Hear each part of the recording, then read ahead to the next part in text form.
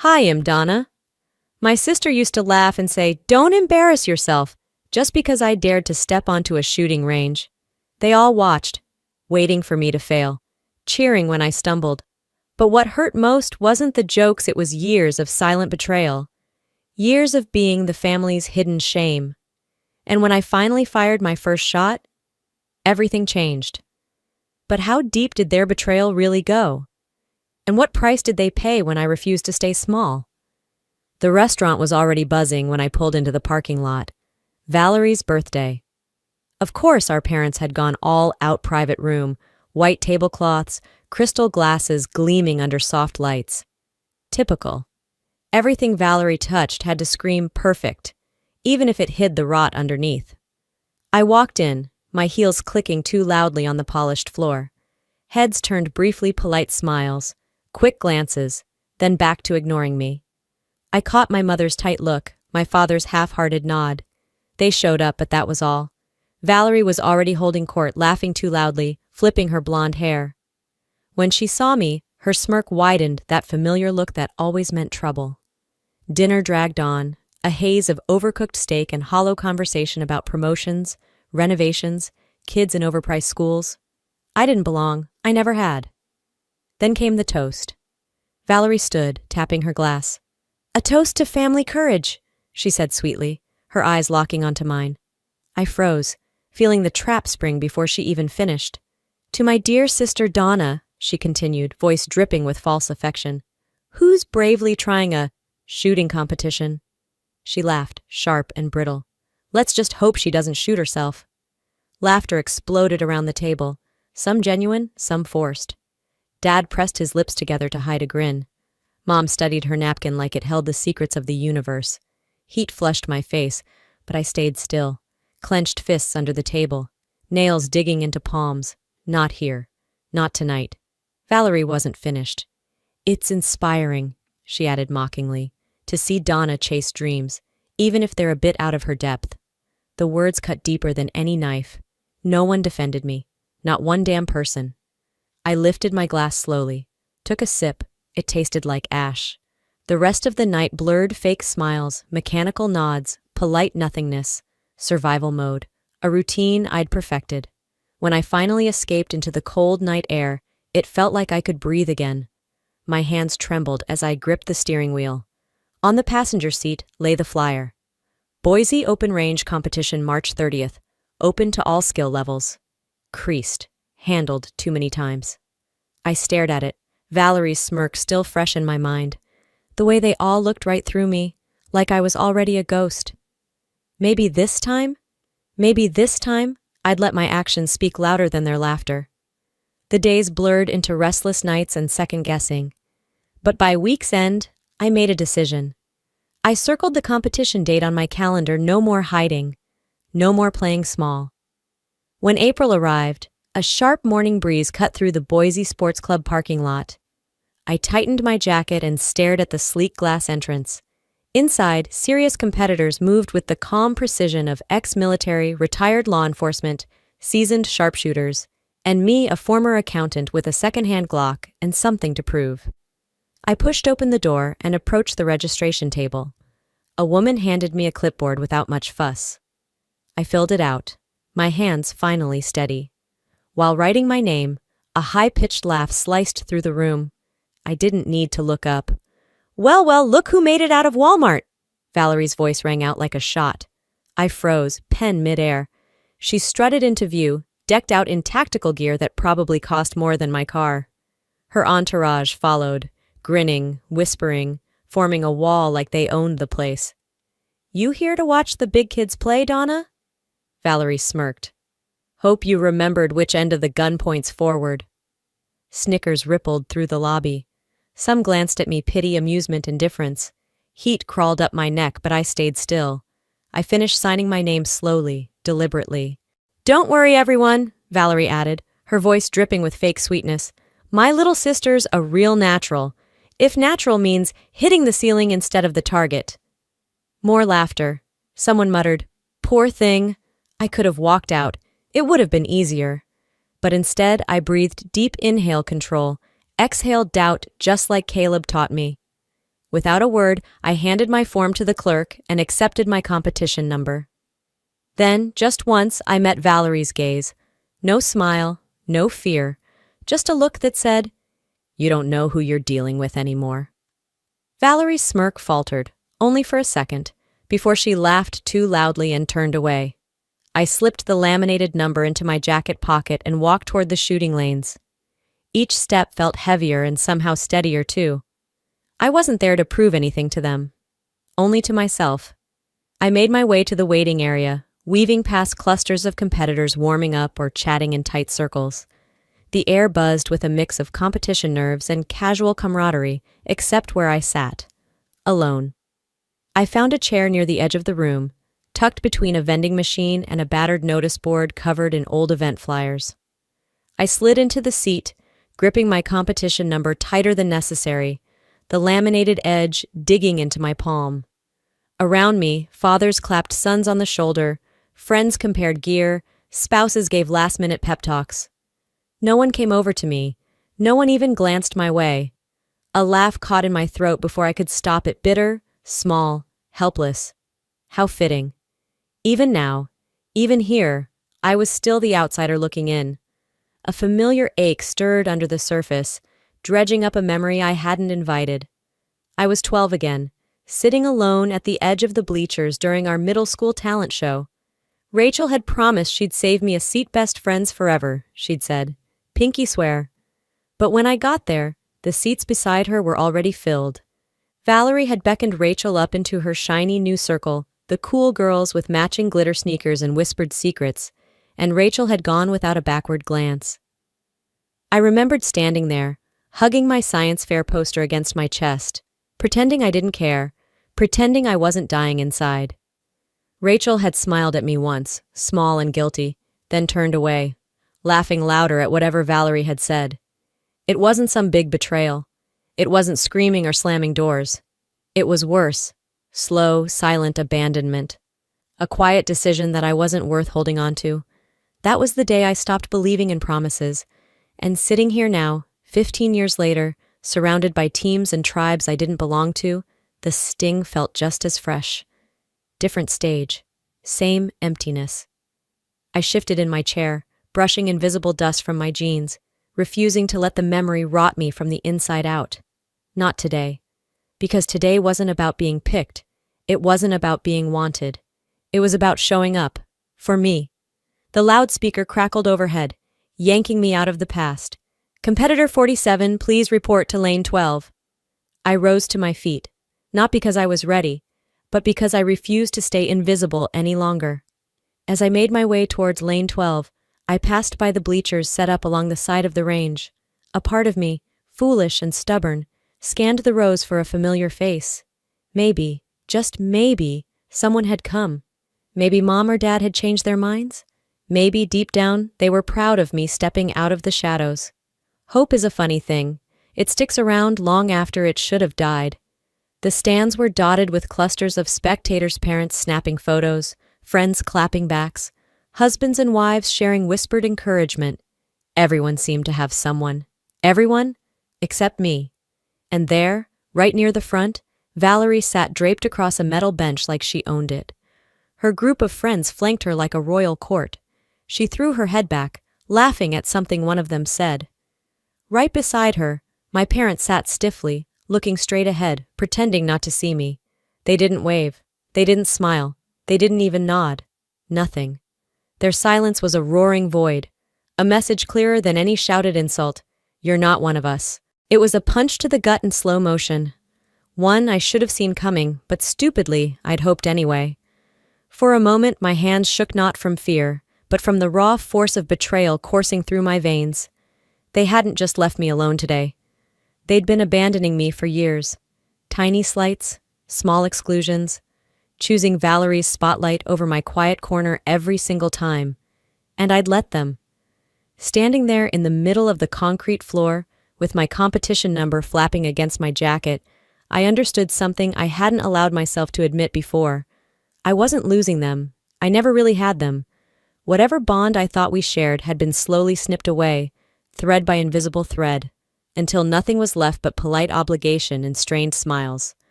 I could have cried. I could have walked out. I could have disappeared, just like they clearly preferred. Instead, I turned my back on the bleachers and kept walking. If I was going to stand alone, I might as well stand tall. At the shooting lane, I set my bag down, took out my Glock, and began to load the magazine with steady, measured hands. No shaking, no second guessing.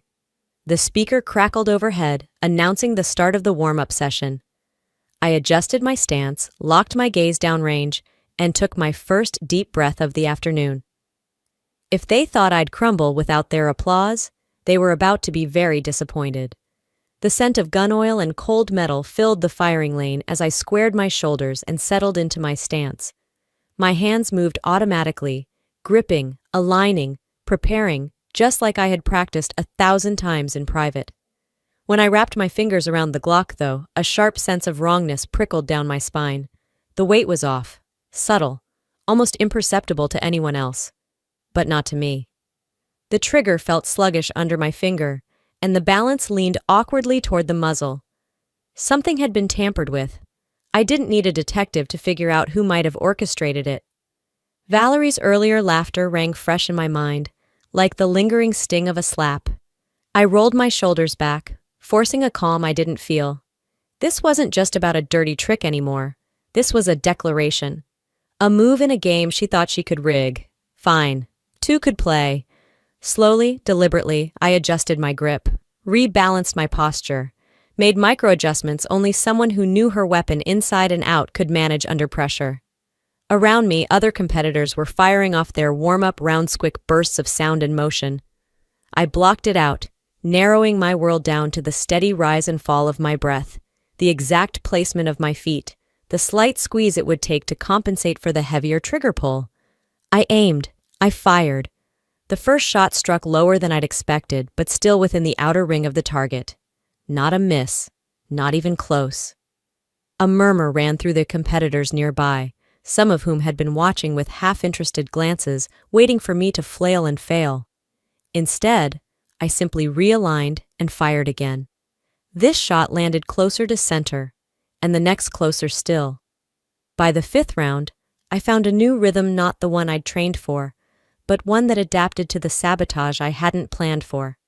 When the practice session was called to a pause, I slid my weapon back into its holster with slow, deliberate movements. I turned, walking past the tables where competitors and families mingled, where Valerie lounged like a queen presiding over her court. I could have ignored her, kept walking, stayed small, but no. I let my steps slow just slightly as I passed, just enough. Valerie looked up from her phone, caught my eye, and for one glorious heartbeat, her perfectly rehearsed smile faltered. I offered her a razor-thin smile. No teeth, no warmth, just a quiet promise. You don't get to break me. She blinked, recovering a little too quickly, plastering on a smirk for her friends. But the crack had appeared, and once a crack formed, it only grew. I moved on, heart hammering in my chest, not with fear, but with something far more potent. Resolve. She wanted a war?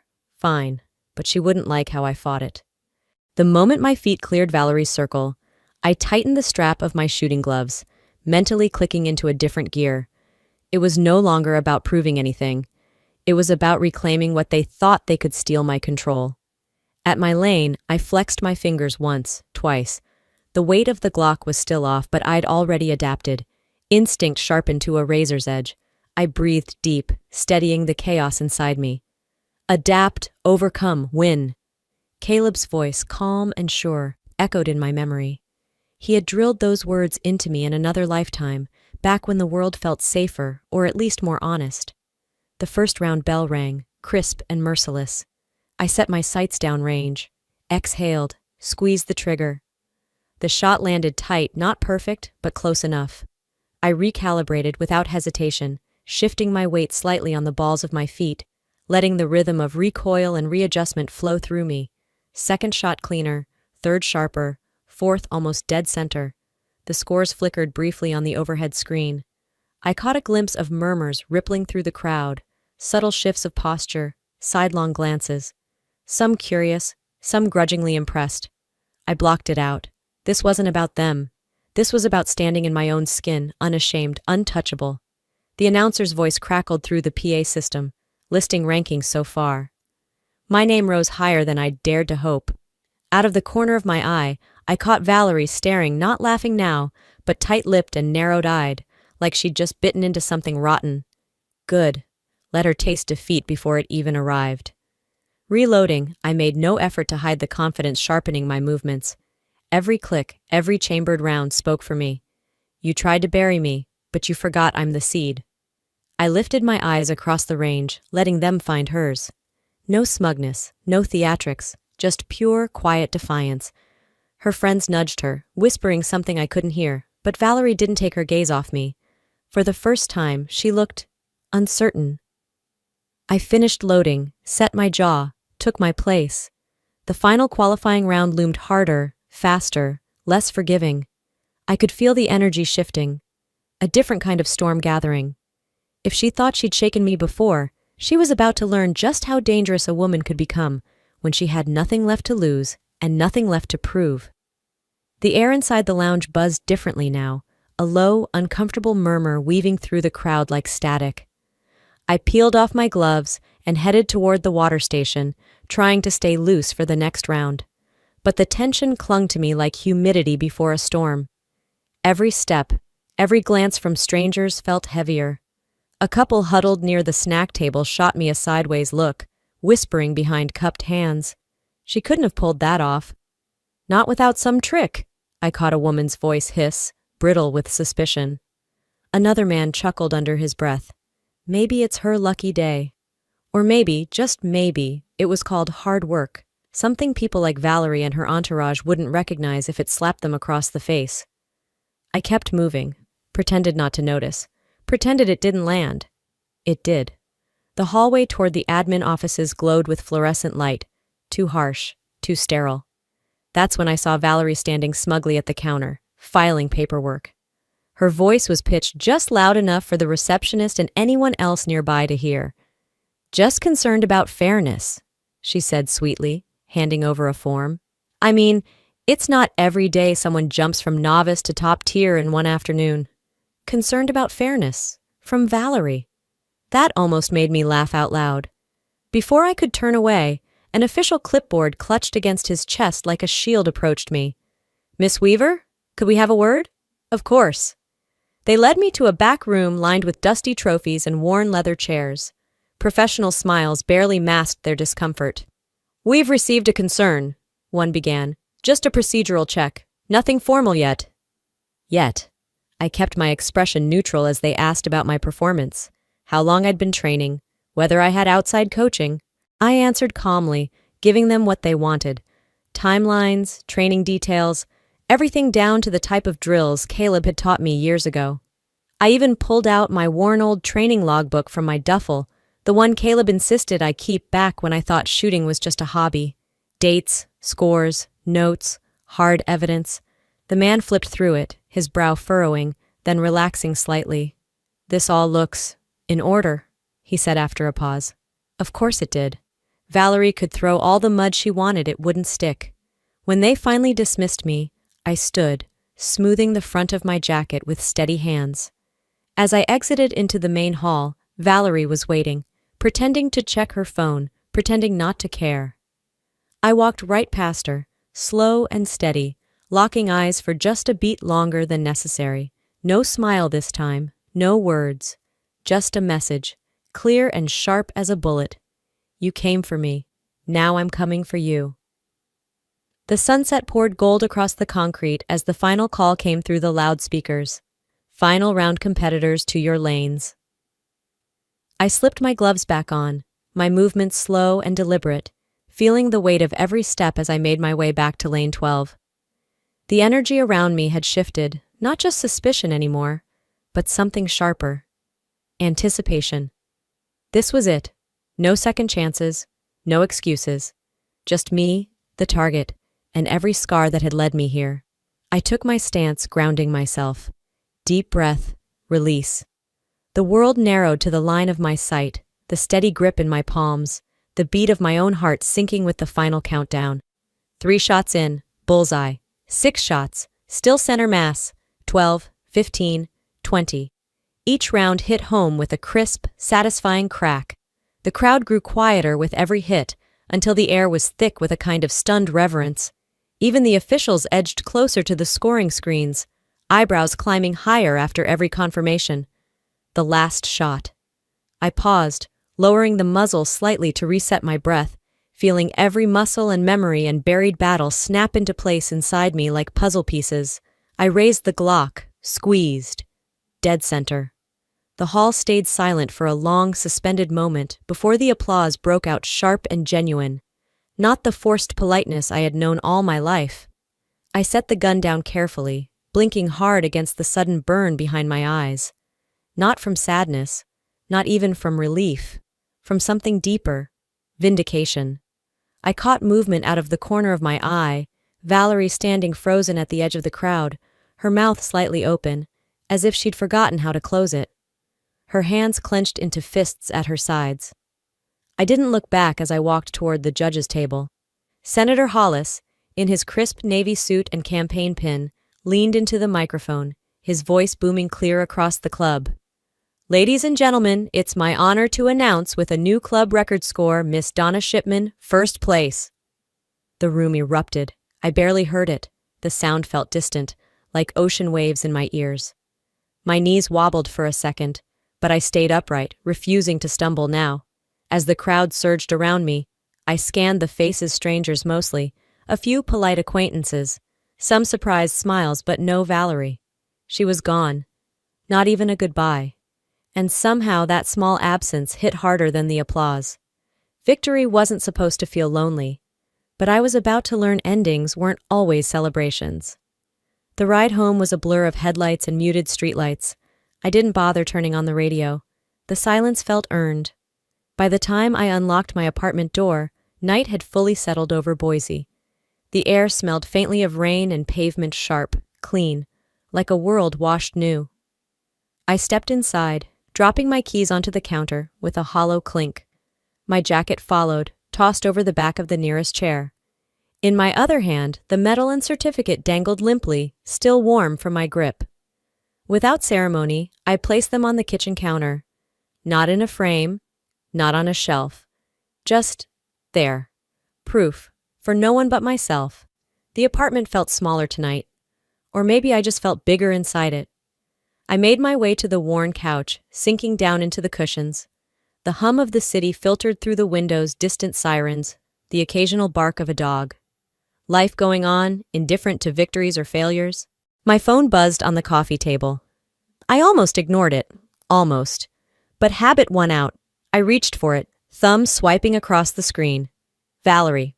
Of course. A flood of texts, one after another, angry and bitter. "You think you're better than us now? Don't forget where you came from. You humiliated the family. Enjoy it while it lasts, princess." Each message more acidic than the last, dripping resentment and warped pride. I stared at the screen for a long moment, feeling nothing. No anger, no sadness. Just a tired, deep certainty. This was who she'd always been. I had just stopped pretending otherwise. Without replying, I pressed down on the thread. Delete conversation? I tapped yes. A second prompt. Are you sure? Another tap. Gone. One by one, I deleted the others too, the old voicemails, the saved pictures, the emails I'd told myself I'd reread someday to find clues. All of it. Erased. Not out of spite, not out of hate, out of mercy for myself. I set the phone down gently, then stood and wandered over to the window. The city sprawled out beneath me, lights blinking steady and stubborn against the night. I leaned my forehead against the cool glass, letting the quiet settle around me like a second skin. The wounds weren't healed. Not yet. Maybe not for a long time. But for the first time in years, they felt like scars, not open cuts. I wasn't waiting for anyone's applause anymore. I wasn't chasing anyone's love. I was just here, whole enough, free enough. Not all victories come with parades. Some just come with silence and freedom. As I stand here now, looking back over everything, I realize something I wish I'd understood years ago. You don't need anyone else's permission to be enough. You don't need their applause to be worthy. The people who choose to walk away, let them. The people who try to tear you down, let them try. What matters is that you keep standing. Keep showing up for yourself even when the seats around you are empty, even when the voices try to drown you out. Because strength isn't something anyone can hand you. It's something you build, one hard day at a time, one silent victory after another. And if my story can remind you of anything, let it be this. Your value was never up for debate. Not then, not now, not ever. I would love to hear your thoughts. Have you ever faced a moment when you had to stand alone? How did it shape you? Share your story in the comments. Let's build a space where resilience is celebrated. If this story touched your heart, even just a little, leave a comment with a 1, or let me know where you're tuning in from. And if you didn't connect with it, tell me why your voice matters here. And hey, if you'd like to hear more real, raw stories about strength, growth, and finding your voice, don't forget to subscribe and join this community. There's a lot more to come, and I can't wait to walk this journey with you.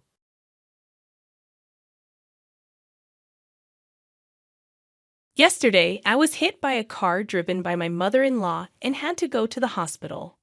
After surgery, while I was resting, my husband called.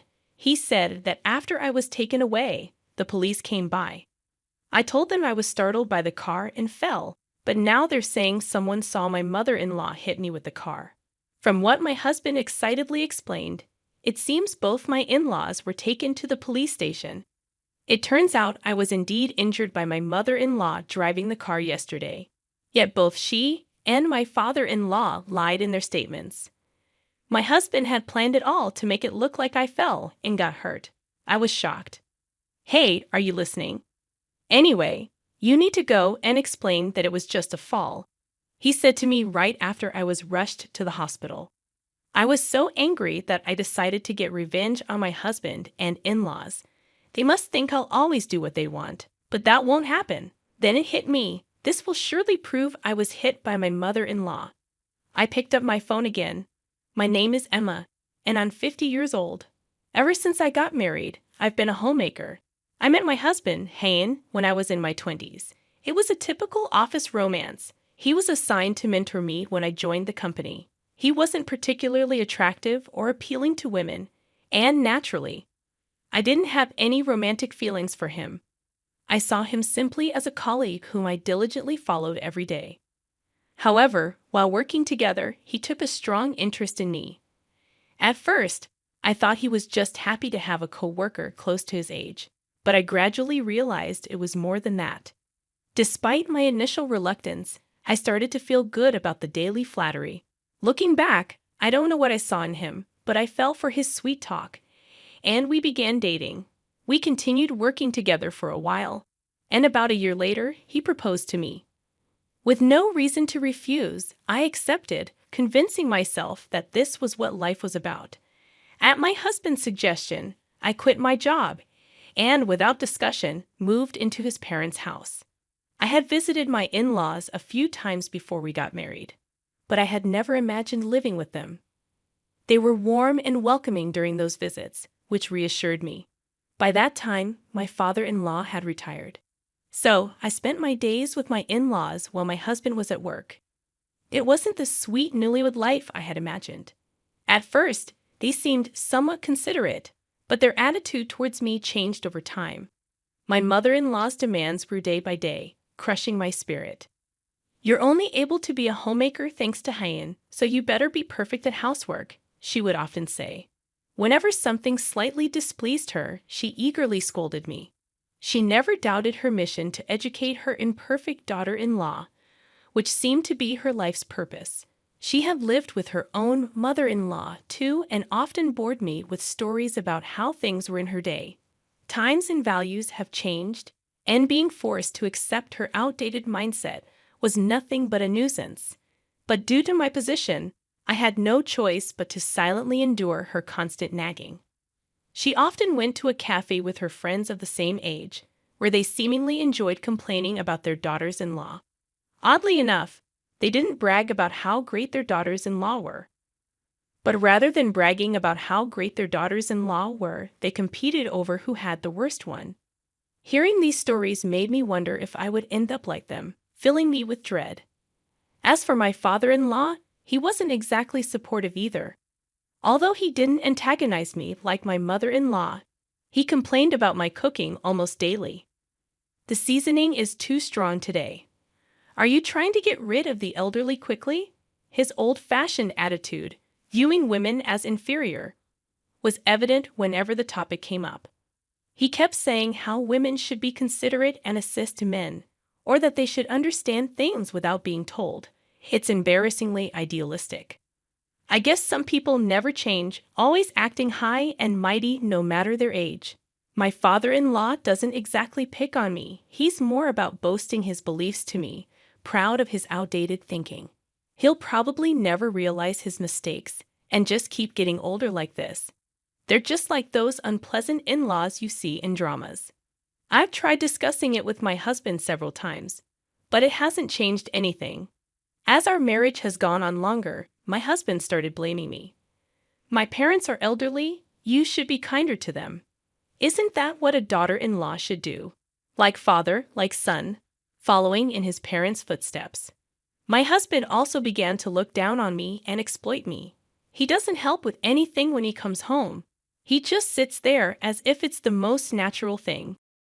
Maybe things would have been different if we had kids, but we never did. I went to the hospital for infertility treatments until my late 30s, but the dream never came true. Right after we got married, my in-laws were always pressuring me about when they would see a grandchild. It's not entirely my fault. Children are a blessing. It's ridiculous to think about having a baby just for my in-laws. I figured there was no need to force it, so I gave up when I turned 40. In this less than happy life, there were people who supported me, the couple who lived across the street, Juliana and Kyle. They lived together without any children. Kyle's mother had lived with her mother-in-law and didn't want to cause the same trouble, so he refused to live together with his mother-in-law. Juliana was there for me during my infertility struggles and even listened to my complaints about my in-laws. My in-laws and husband are all about appearances, so Juliana was initially surprised. I thought your husband was a nice guy. It's a bit off-putting that he's still not independent from his parents at his age. Thanks to Juliana, I managed to get through life without getting too overwhelmed. My mother-in-law, over 75, still drives herself when going out. It looks dangerous, and I've warned my husband that he doesn't listen. If I suggest she should give up her driver's license, he explodes. Are you calling my mom an idiot? He gets furious, thinking I'm insulting his mother. I tried talking to my mother-in-law too, but she still thinks she's young. Are you treating me like an old lady? You're really unpleasant, she says, getting as angry as my husband. I was worried something terrible might happen, and it did, but not in the way I expected. That day, as usual, I walked to the nearby supermarket without a driver's license. Walking is mostly how I get around. I had thought about getting a license after starting a job, but I got married sooner than expected. When I discussed it with my husband, he was against it, saying, "You can drive, so you don't need it." On sale days, I end up with too much to carry, but there's no way I can ask my husband or mother-in-law for a ride. My husband, who used to happily offer a ride when we were younger, now just scoffs and refuses. I was carrying heavy bags and had just gotten back home when I noticed the garage door was open. Did she say she was going out today? My mother-in-law hadn't mentioned anything when I left the house. Well, never mind, I thought, passing the garage to head to the front door. Suddenly, a car roared out of the garage at high speed. "Oh," was the only silly thing I could utter in surprise. The next moment, the car hit me without slowing down. It threw me backward by the impact, and groceries tumbled from my bags. In that position, my body slammed into the asphalt. Dazed and not understanding what happened, I felt a sharp pain in the back of my head from the impact. I couldn't get up. All I could do was lie there, looking up at the sky. How long had passed when I realized Juliana was looking down at me? "Hang in there, I've called an ambulance. Everything's going to be okay." Juliana's face, speaking to me, was pale and strained. I wondered if things had gotten that serious. A naive question crossed my mind. As I moved my aching head slightly, I could see blood flowing from it. Seeing this, I began to understand the gravity of my situation.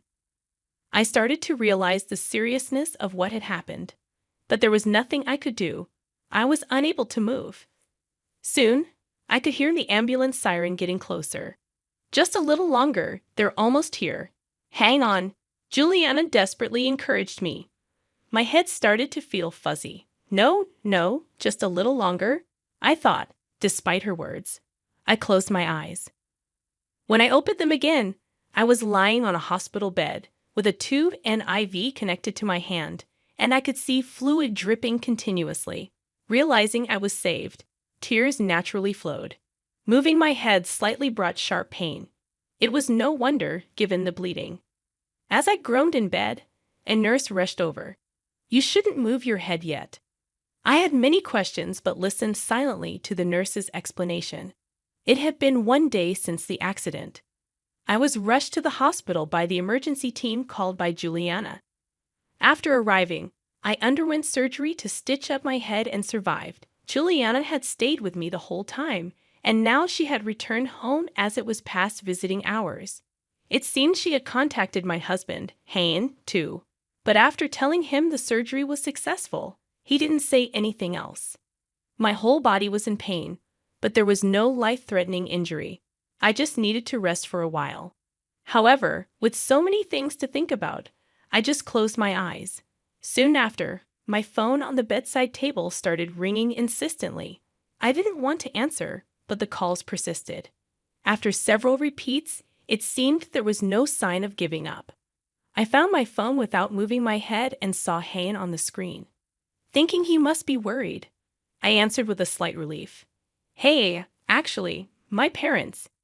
Hayne started speaking without giving me a chance to talk. "After you were taken away yesterday, the police came. I told them you were startled by the car and fell, but now they're saying someone saw Mom run you over." Summarizing my husband's frantic story, it seems both of my in-laws had been taken to the police station. Indeed, I was injured by a car driven by my mother-in-law, yet she and my father-in-law, who was in the passenger seat, had lied. Even Hayne had instructed them to agree that I had fallen and got hurt. I was dumbfounded for a while. Fortunately, the car wasn't damaged. Dad wasn't hurt. Mom seemed to have twisted her neck from the collision. Despite that, poor them. "The police are being so one-sided," he said, more concerned about the car and his parents, oblivious to my shock. How rotten can this family be? Since picking up the phone, had he said even one word of concern for me? No, nothing. He was only worried about his parents being taken to the police and even wanted me to prove their innocence. "Hey, are you listening? Anyway, you need to go and explain it was just a fall." The automated message interrupted his one-sided conversation, but he was surprised by my first response. I cut off the call. Calls from Hayne continued for a while, but I, infuriated, set my phone to reject his calls. I later learned that my in-laws had indeed been taken to the police station, just as my husband had said on the phone. Sometime later, my husband Hayne was also taken to the police station where my in-laws were waiting. It was Juliana, our neighbor, who had seen everything unfold. She was the one who had originally called the police about my mother-in-law's crime. After accompanying me in the ambulance, she handled various procedures in place of Hayne. She was questioned by the police officers who arrived at the scene. It seems her questioning happened after they had already spoken to my in-laws, serving as a sort of corroboration of the story. Juliana noticed the accident when she heard a loud noise outside. Looking out her window, she saw me lying on the street and hurriedly called an ambulance before rushing out. By that time, my mother-in-law's car was gone, and it wasn't clear what had happened. Juliana was more concerned about my safety than finding the cause. When questioned, she told the truth. However, my in-laws immediately denied any suggestion by the police that I had been hit by a car. Sensing something was off, Juliana kept thinking, even after the police officer left. After ensuring my surgery was complete, she returned home and discussed the incident with her husband, Kyle. Then, Kyle came up with an unexpected solution. the car's dash cam. It records 24/7. The accident happened right in front of our car. It must have caught everything. They checked the camera in their car together. Just as I thought, true to Kyle's hunch, the moment of my accident was recorded. The footage unmistakably showed my mother-in-law hitting me with her car after I fell. My father-in-law even peeked out of the car window. Before they drove away, it was a clear hit and run. Armed with the footage of my in-laws' crime, Juliana and Kyle went to the police station. They were able to prove that I hadn't simply fallen and injured myself. Despite the video evidence, my in-laws were reluctant to admit their guilt. That video is a setup. Someone is trying to frame me, officer. Please, you can't put an old lady like me in jail, right? Both my mother-in-law and father-in-law were embarrassingly adamant in denying the crime. Eventually, my mother-in-law admitted guilt, claiming she was instructed to hide the truth by her son. Indeed, Hayne had told his parents to align their stories, but I questioned my mother-in-law's sanity for betraying her own son to save herself. My father-in-law, perhaps tired from the interrogation, admitted that he was in the passenger seat but had fled without helping me. When the police interrogated Hayne, he also struggled to admit his involvement. Then, a detective came to my hospital room. Your parents both say they were instructed by their son to cover up the accident. At first, they lied through their teeth, but this seems to be the truth, the detective explained, showing evident regret. They inspected the car, but found no major damage. If Hayne had repaired any damage to the car, it would have been considered evidence tampering. However, Hayne wisely decided against it. Since then, I haven't seen Hayne at all and have lost all affection for him. I told the detective about the phone call. The detective sighed deeply after hearing this. I don't know what to say. I can only imagine how you feel. He sympathized with me, someone who had been betrayed by her family after suffering a serious injury requiring surgery. After a while of heavy silence, the detective bowed deeply and left the room. A few days later, when I was about to be discharged from the hospital, the police contacted me again. Juliana, who had come to pick me up in place of Hayne, drove me straight to the station. The detective from the previous day greeted us. It turned out he was the same one who had heard Juliana's story, and he led us inside. In the room, we were met with the gaunt figures of Hayne and my in-laws. Emma, my mother-in-law, upon seeing me enter the room guided by the detective, suddenly began to tear up. I thought it was insincere, but she seemed genuinely crying.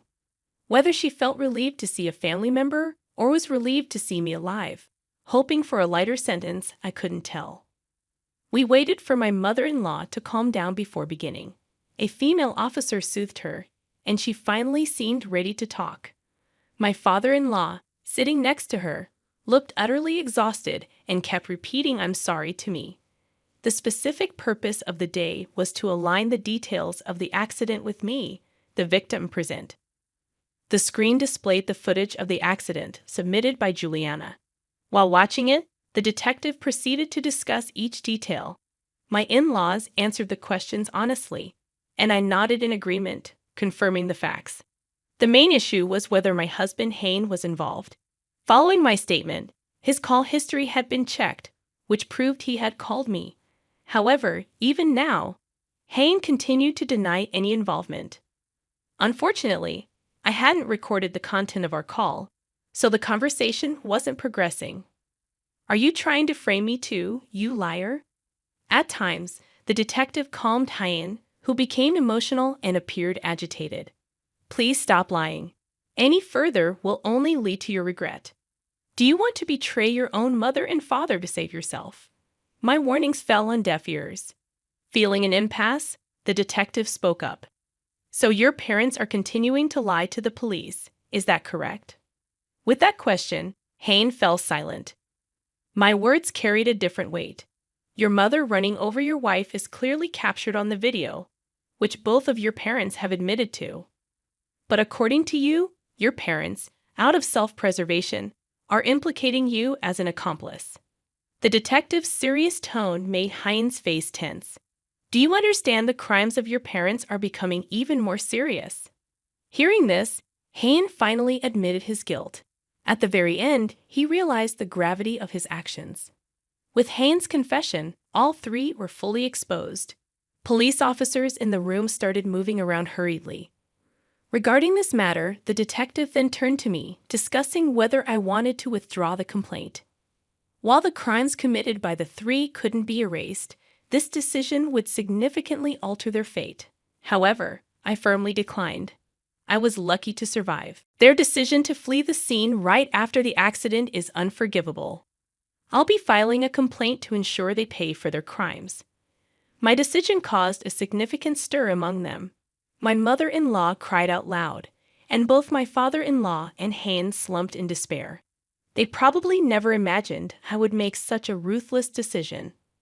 They all believed themselves to be good spouses, a good mother-in-law, and a good father-in-law, assuming I would naturally forgive them. Had they handled the situation properly after the accident, it wouldn't have come to this. But my in-laws chose to protect themselves over my life. Hain prioritized his parents and public image over his wife's life. I want them to reflect on the gravity of their actions and duly pay for their crimes. I stood up silently and left the room, accompanied by Juliana. I started the paperwork in a separate room. Living with my in-laws and Hain for years, it would be a lie if I said that it doesn't hurt my heart. Above all, I was the one most hurt. Even if my physical injuries heal, this trauma will follow me for life.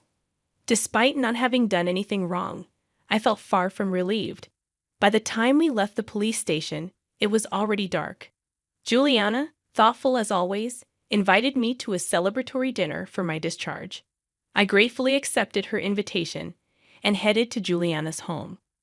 Warmly welcomed by Juliana and Kyle, we enjoyed a meal together for the first time in a long while. I laughed. They treated me as usual with care and kindness. Even though my in-laws and Hain were no longer in my life, I was now on my own with legal proceedings and other tasks ahead. It felt overwhelming. At that moment, I chose to forget all that and genuinely enjoyed myself. The morning after that pleasant night, I decided to divorce Hain. There was no need to keep tormenting myself. Hain seemed a bit chastened by the whole ordeal, but I realized I couldn't love him anymore. I immediately contacted a lawyer and brought up the subject of divorce with Hain. At first, he seemed surprised, but soon he agreed, seemingly understanding the situation. I couldn't bear to see Hain's pathetic state any longer, so I left everything else to my lawyer. The three of them faced criminal charges, and in addition, they were ordered to pay me a settlement. Since the divorce was largely Hain's fault, I received a significant amount in alimony. I decided to leave my in-laws' house and rented an apartment with the money I received. I had planned to start anew in a distant place, but I chose to stay in the familiar town. There was a reason I didn't move away. Juliana's husband, Kyle, owned a company. He invited me to help out at his company. Juliana was also helping there, and I thought it would be nice to work together. I had been invited before, but always declined, fearing what my in-laws or Hain might say. Honestly, with the alimony I received, I didn't need to work anymore, but Juliana and Kyle were concerned about me suddenly being alone. They gave me a sense of purpose. Having spent decades as a housewife, working with friends was very enjoyable. There were many new things that confused me, but it became a significant part of my life. And so, with this new life, an unexpected encounter awaited me. I met a man through work and decided to remarry. I had told him about my divorce, but kept quiet about the alimony until we got married. He didn't blame me for it. "It's natural to be cautious after what you've been through," he said with a smile. My life changed drastically in my middle years, perhaps more fulfilling and happier than my younger years. I was betrayed and hurt by someone I trusted for many years, but I found greater happiness that surpassed it. Grateful to the friends who always reached out to me, I began walking towards a brighter future.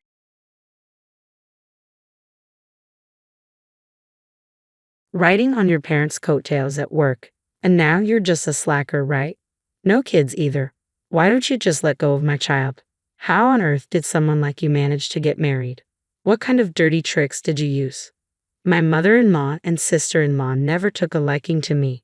They always threw snide remarks my way and spread lies about me without any truth. It was truly exhausting. My name is Karen Williams. I'm 35 years old and my husband John is turning 37. We've been married for 7 years. Ever since my father passed away 6 years ago, we moved to a new home and have been living there with my mother, the three of us together.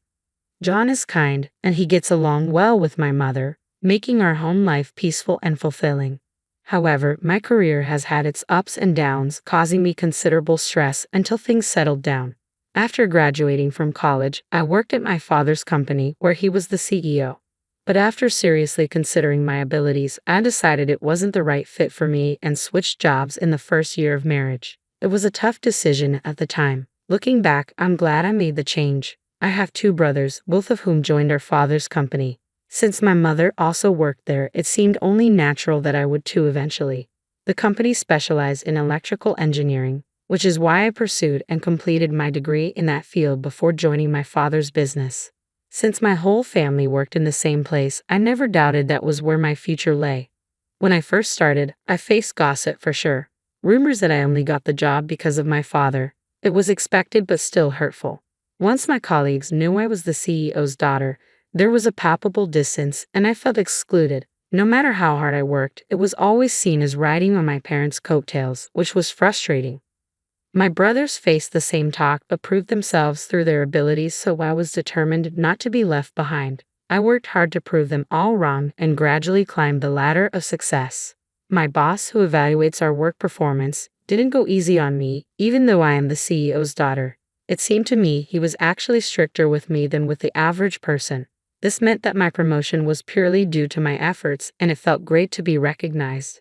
But even that achievement was tarnished when people said it was because of favoritism, which really got me down. 3 years after joining the company, I met my husband. As we grew closer, I became particularly disliked by the female staff. He worked for a firm that did business with my father's company and was well liked for his competence and personality.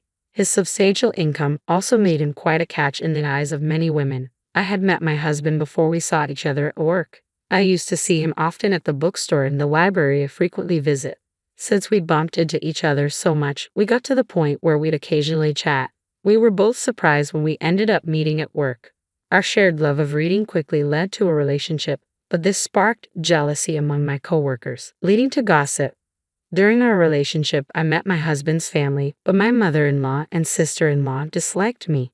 They'd often make snide remarks when my husband and father-in-law weren't around. They believed I had it easy with a job thanks to my father, and that it must be nice living without hardships. They thought I coasted through life on my parents' successes, enjoying a high salary because of them. However, my father would never hire someone without the skills, even if it was his own child. He's a family man and kind-hearted, but business is business with him. At work, he was strict and never mixed business with personal matters. My father doesn't play favorites just because I'm his child. If I didn't have the skills, I wouldn't have been hired. Certainly, I respect my father's capabilities as a CEO, and I hate those who belittle his judgment unreasonably. But when I voice this, my mother-in-law just won't have it. My sister-in-law, too, takes jabs at me for supposedly riding on coattails, and she seems to resent the close relationship I have with my husband. How on earth did someone as plain as you get married? What tricks did you pull off? My sister-in-law seems to have an even bigger problem with me because her relationships never last long, and here I am happily married to my husband. My sister-in-law dresses impeccably in what looks like high-end fashion and turns heads, but her sharp personality seems to lead to short-lived romances. I later found out that my sister-in-law went to the same college as my brother, and she had once confessed her feelings to him, but was turned down. During a family gathering, they recognized each other. When I inquired about my sister-in-law with my brother, who seemed to know her, he told me this story. From my point of view as his sister, my brother, whom I could boast about, is earnest, hardworking, and good at showing consideration for others, plus he's into fashion, so I guess that's why he was pretty popular with the ladies. Knowing that such a man was my brother, my sister-in-law seemed to take out her frustration from being rejected by him, becoming harsher in her attitude. So, I made it a point to keep my distance when it was just my mother-in-law and sister-in-law. Moreover, when I would go to my in-laws' place and have tea, it tasted off, as if something had been added. It wasn't apparent by looking at it, but it seemed like my mother-in-law was deliberately serving me unpleasant food as a form of harassment. I thought it might be my imagination, but when I saw her smirking maliciously and ridiculing me when I pointed it out, saying I couldn't appreciate the taste, I knew it was intentional. Both of them were always sour or mean when they saw me, putting on a friendly face in front of others. So, I've learned to navigate around them to avoid their snide remarks. With the food served at my in-laws, I politely eat as little as possible to avoid being rude. And if you ask whether I lived happily after marrying my husband, I'd say not quite. Even though my relationship with my husband was good, getting married meant facing more gossip at work. The back talk at work got worse than when we were dating, and with the ongoing harassment and sarcasm from my mother-in-law and sister-in-law, I gradually lost my spirit. I found my work rewarding, but the environment was so toxic it made me wonder if this was okay. I found myself contemplating my future more and more. During this time, my father passed away, and my brother became the CEO, which led to me being gossiped about as the CEO's sister. Already shocked by my father's death, my spirit was completely broken. I felt I could no longer work at the company, yet I had always imagined I would work at my father's company. I hadn't thought about what kind of job I might want to do now. Years of being subjected to gossip and sarcastic comments had eroded my self-esteem, and I found myself crying at the drop of a hat, confused by my unconscious tears and not even understanding what I was sad about. I was truly at a loss. Seeing me like this, my mother and husband were really concerned and took great care of me. Supported by these two, I slowly began to recover and even consulted my mother about the future. I'd been thinking about trying a different job, but I don't really have any special skills. Is there anything I can do? I said it out in a disheartened voice. Then, to my surprise, my mother said, "Karen, you've always loved reading and writing stories, haven't you? I think you'd be suited for a job that involves writing." Her words jogged my memory. It was true. I've always been an avid reader, and I was better at liberal arts subjects in school. I was part of the literature club, enjoyed writing novels and poems, and was active and happy. I still love reading books to this day. Encouraged by my mother, I began considering a career in writing. Upon reflection, I realized that a career in electrical engineering just wasn't right for me. Ever since I was a student, my mother had always told me to choose a job I loved. But back then, I didn't see it. I guess my mother understood me better than I understood myself. So, I decided to make a fresh start and set my sights on becoming a novelist. I began working as one. However, being a beginner, it was tough to find work, and I was chipping away at my savings every day. I faced my computer continuously, writing. Back in the day, I was driven by the desire to prove others wrong, but now I'm working hard for myself, and despite the challenges, I find it more enjoyable. I spend more hours than I did when I was employed at a company, dedicating most of my day to crafting stories. Gradually, my income increased, and by the second year, I was making about as much as an average office worker's salary, though it was less than what I used to earn. In the fourth year, one of my novels won an award and even got published. This allowed me to sign a contract with a publishing house, securing a stable flow of work. By the fifth year, thanks to a hit novel, I was earning more than my husband, who has a pretty hefty salary.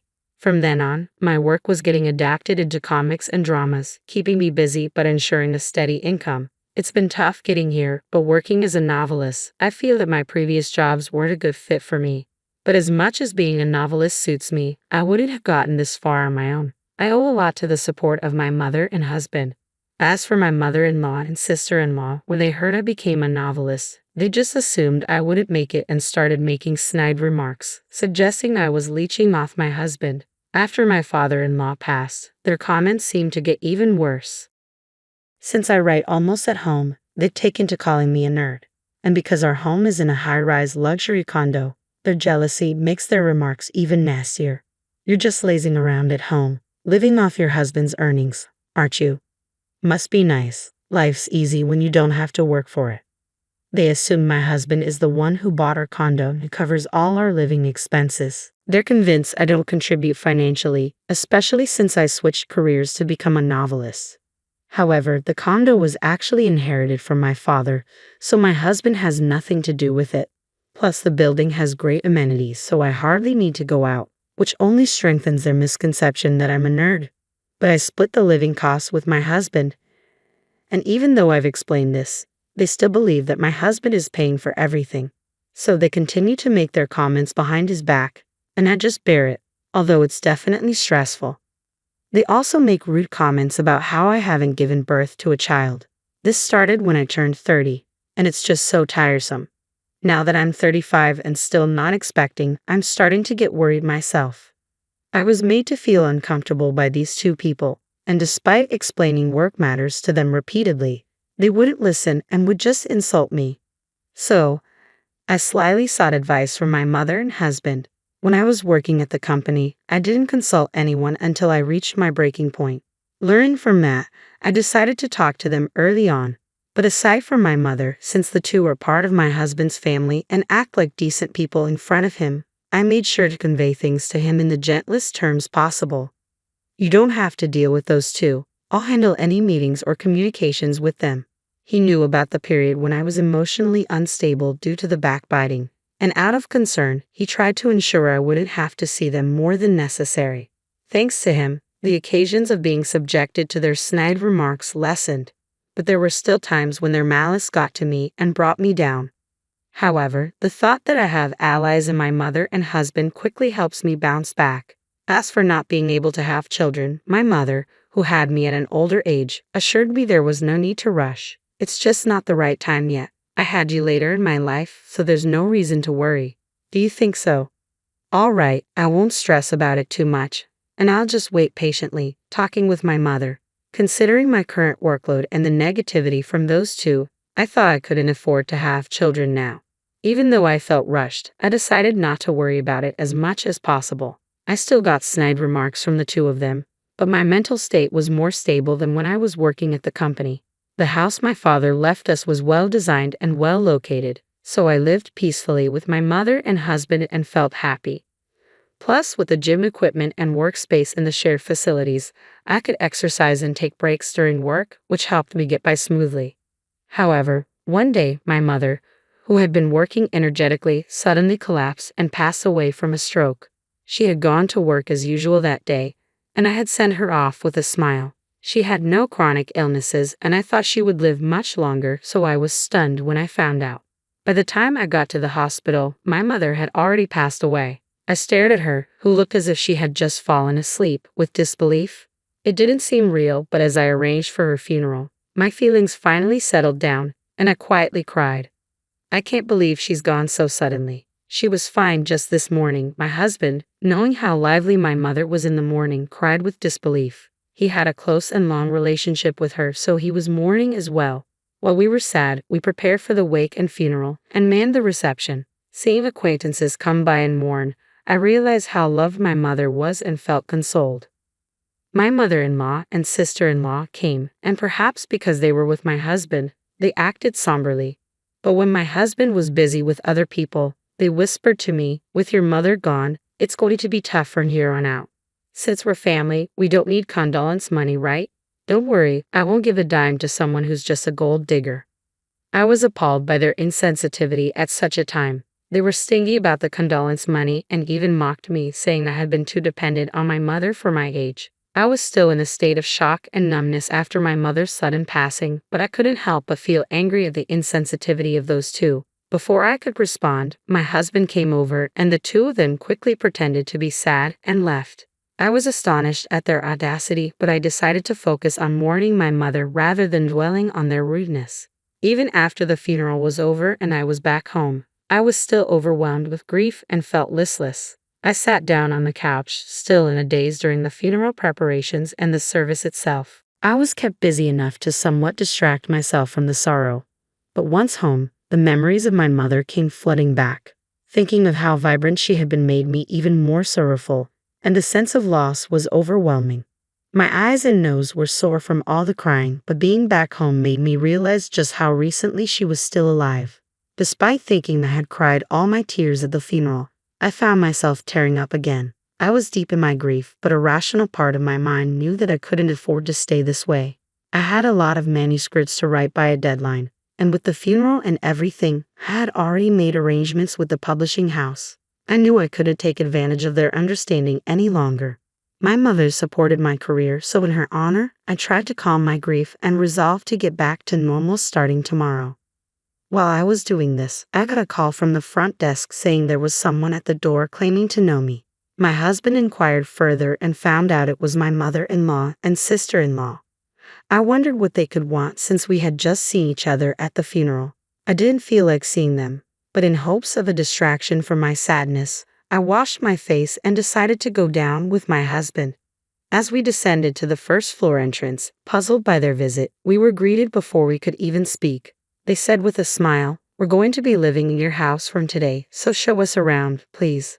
And since this is our home now, you, a stranger, need to leave right away." We were stunned by their words, unable to comprehend as we stood there agape. They demanded we hurry up and show them around the house. I didn't understand what was happening, but to get to the bottom of things, my husband suggested we head to a nearby store to talk it out. He was worried about showing them around the house right away.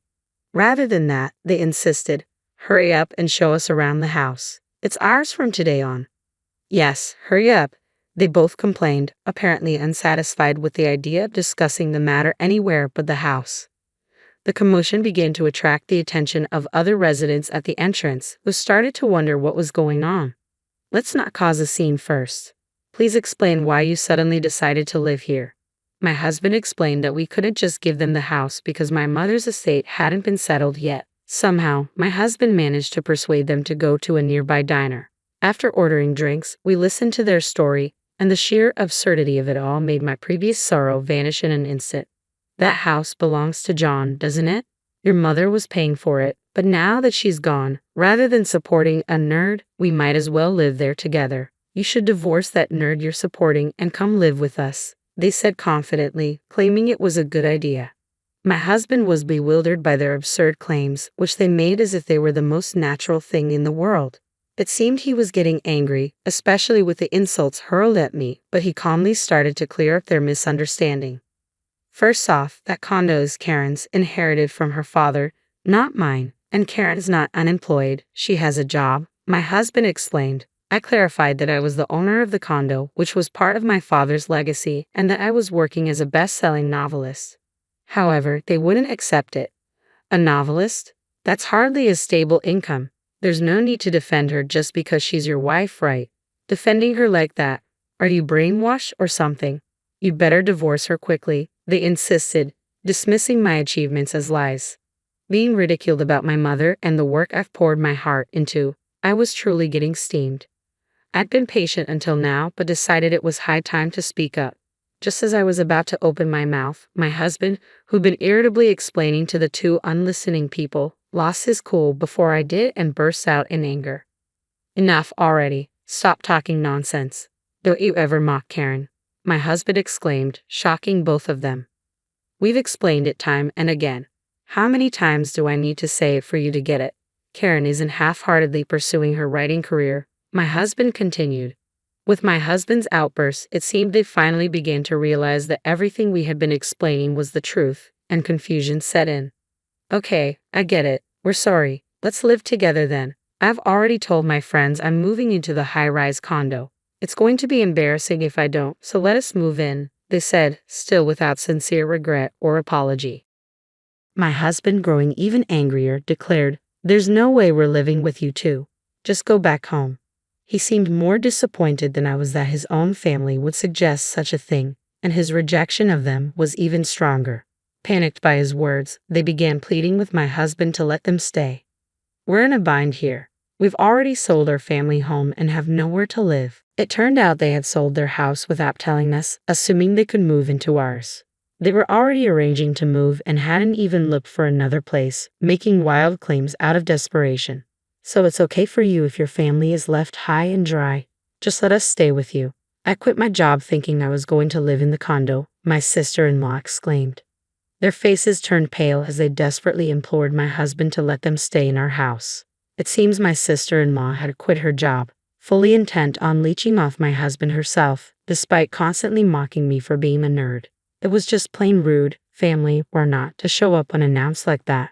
From the barrage of complaints to my husband, it was obvious they pegged me as the villain, imagining themselves as the heroes saving my husband from me. They thought it'd be a great idea to show up out of the blue, convince my husband to kick me out, and then move in together, assuming he'd be thrilled about it. We'll take care of everything at home, so it's all good, right? We'd like to get a little something for doing the chores, if that's okay. They had the nerve to ask for an allowance, claiming they'd do the housework. I was utterly taken aback by their shameless attitude. I was angry at them, sure, but more than that, I began to think getting mad at them was just a waste of energy. My husband started getting even angrier with their audacious behavior. If you're going to sell the family home, why wouldn't you say a word to me about it? It's your doing, so if there's no house, that's not my problem. My husband flat out refused. When they realized they couldn't persuade him, they had the gall to ask me to do it. Hey Karen, could you please talk John into letting us stay? We won't tell you to leave, and it's fine if you live with us if things stay as they are. We're out of options. Please convince him, they pleaded. After all the ridicule toward me, what arrogance they had. It's my house and my name, yet they act so high and mighty. I've always detested the idea. But if I ever lived with them, I'd surely be tormented. Before I could sarcastically refuse, my husband burst out again, exploding with anger. Enough is enough. After all the crap you've given Karen, you've got some nerve. Just stop asking for a share of the home sale money and go back where you came from. I don't even want to see you two anymore, he declared, disowning them outright. Despite their persistent attempts to cling to my husband, we ignored them, settled the bill, and promptly left the restaurant. They still shamelessly showed up at our upscale condo from time to time, unrepentant. After I explained the situation to the building manager, they warned those two that if they kept making a racket, the cops would be called and sent them away. But they still lurked around the front door, badgering my husband to let them move in or to give them financial help. When my husband finally got fed up and threatened to call the police, they stopped coming around. Looks like he was serious about cutting ties. He even went through with the legal steps to disarm them. But then they started sending our phones plenty of messages, emails begging to live with us and asking for money. The constant harassment got so bad that I immediately blocked their numbers. Turns out their family home was too old and inconveniently located to sell for much, and they were counting on my husband without any savings of their own. So they ended up selling what they could and moved into a cheap, rundown apartment. Finding a job was tough, so they're scraping by with multiple part-time gigs, living a busy life. As for me, well, the good news of a pregnancy came through once the relentless messages stopped. I had been worried about not being able to have kids, so this was real joy. With this happy news of pregnancy, I finally felt a glimmer of hope after a long time. I'm determined to be the kind of mother my child can always feel safe with, just like my mother. And while looking forward to the arrival of my baby, I continue to dedicate myself to my work.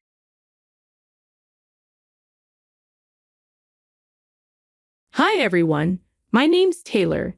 I'm a single mom who's been through a lot to raise my son Eric. Many single moms have supportive families, and I thought I did too. But it turns out I was wrong. I found out the hard way. Thankfully, I was able to stand up to the people who tried to mess up my and my son's life. My ex-husband, Carl, is awful. Just thinking about him makes me sick. There was a time when I was really in love with him, but things got bad after we got married. Carl was great when we were dating, but as a husband, he was a nightmare. He became controlling and then abusive. I stayed in that marriage for over 8 years because he manipulated me and made me feel like I had to stay. At first, I thought my son deserved a father, so I didn't leave right away. Things got worse one day when Eric was 5. Carl started hitting me really hard, and my poor son saw me in pain and tried to stop his dad. But Carl was so angry that he ended up pushing Eric to the floor. That was the breaking point for me. I called Child Protective Services, CPS, and the police, and they helped keep Carl away from us. But he was determined to get back at me. He said, "You think you can run away from me, Taylor? That will never happen. Sooner or later, I will have you and my son back in my house. Just wait and watch. We're getting a divorce, Carl. There's no way I'll allow you near me and my son again, even if we divorce. I'll find a way to protect Eric. I am his dad, and I have rights." Carl's behavior and his violent history made me very scared. My son was deeply affected, and had to go to therapy to cope with what happened. After a long court battle, Carl and I were finally divorced. But that wasn't the end of it. Moved far away to live near my parents and sister to be safe from Carl. I even got restraining orders against him. It was the most horrible time of my life. Carl never knew exactly where I moved. He could have guessed, but he didn't have my exact address. Being near my family made me feel safe again. However, my parents weren't really supportive of my decision to divorce. They asked, was it really necessary to get a divorce? Couldn't you two have gone to therapy and worked things out? It's not a big deal. Poor little Eric has to lose his dad over your problems. That's so unfair. He must be devastated not being able to see his dad. I was shocked. Are you serious right now? Carl used to beat me up, Mom. He even put his hands on Eric. My son was only trying to protect me. How can you not see what a monster Carl is? Mom, Dad, you need to be more sympathetic toward Taylor. She's been through a lot. You have no right to make her feel guilty. She did the right thing. At first, my parents tried to talk me into letting Eric see his dad, but I never allowed it. They were never happy with my decision. They kept saying, why don't you let Carl visit Eric? He must miss his son. How would you feel if I wasn't around when you were growing up? I know I would have been devastated. Taylor, you grew up in a household with two parents. You can't be. You're so selfish with Eric. He deserves his father's love. Soon he'll start resenting you for keeping his dad out of his life. What are you even talking about? Eric is terrified of his dad. He begs me not to let him near us again. He has no desire to see his dad, and neither do I. You must be influenced by all the terrible things you've heard about Carl. Dad, if Carl was a good man and a loving father, he wouldn't have hit me in front of Eric, or at all. No matter how hard I tried, they wouldn't agree with my decision. But as time passed, they seemed to accept it. They were close to Eric and made great-grandparents. Eric bonded with them and his Aunt Blair. I think part of why my parents stopped pushing me was that I was financially supporting them. Blair and I sent them money each month because Dad doesn't have a good job and Mom doesn't work. Money might have been why they stopped bringing it up. Eric started school nearby and had a good job in an office. Things were going well, and I was happy surrounded by family. I had no idea my loved ones could be so awful to me. The second biggest betrayal of my life happened just a year after I left Carl. I was getting ready for a business trip to another city. I couldn't take Eric with me because there were no childcare options at work. I was stuck, wondering what to do with Eric, when my mom and dad suggested a plan. So, I heard you'll be leaving for a business trip soon. Your dad and I have been thinking about babysitting Eric for you. We can stay at your house and take care of both Eric and the house. Are you sure about this? Eric can be a handful, plus leaving your apartment empty could be a hassle. It's only for a few days, so I don't think it will be much trouble. We love Eric, and he loves us too. I'm sure he'll be thrilled to spend these days with us. Yeah, the two of us can stay here and babysit for you. Your house will be safe when you go on this trip. It's like getting two benefits in one. Since they insisted so much, I agreed to let them babysit Eric and stay at my house until I returned. I felt satisfied with the arrangements because I trusted my parents completely. Now I know I made a huge mistake. I shouldn't have trusted them at all. My business trip started a week later. I flew out at night after saying goodnight to Eric. I had to leave a day early to prepare for a meeting with a big client the next morning. Called my parents and Eric after reaching the hotel, and everything seemed normal. I had no idea what was about to happen that night while I was in my hotel room preparing for my meeting the next day. Blair called me, and for some reason, it made me nervous. I thought something might be wrong at home. Picked up the call feeling anxious. Hey, Taylor, have you already flown out for your business trip? Yes, Blair. I arrived yesterday. It's not a long trip. Why? What's wrong? Did you leave Eric with our parents? Yes, Taylor. I think you made a mistake. I don't think you should have left Eric with them. I think they're planning something, and you won't like it. What do you mean? Tell me everything right now. You're scaring me. I think Mom and Dad might try to make Eric meet with Carl. They've been against your decision to get the restraining orders. You know how much they disapproved of your divorce and everything. Have a bad feeling they'll take Eric to Carl. No, no, no. Mom and Dad can't do that. There must be some misunderstanding. They didn't approve of the divorce, but they went inside with an abuser. I know you trust them a lot, but please be careful. If you need anything, I'm here. Thanks, Blair. I'll be careful. Don't worry. Blair's words made me very uneasy, so I decided to call my parents and check in with them. Hey, Mom, could you put Eric on the phone? I want to talk to him. Sure, Taylor. Hold on.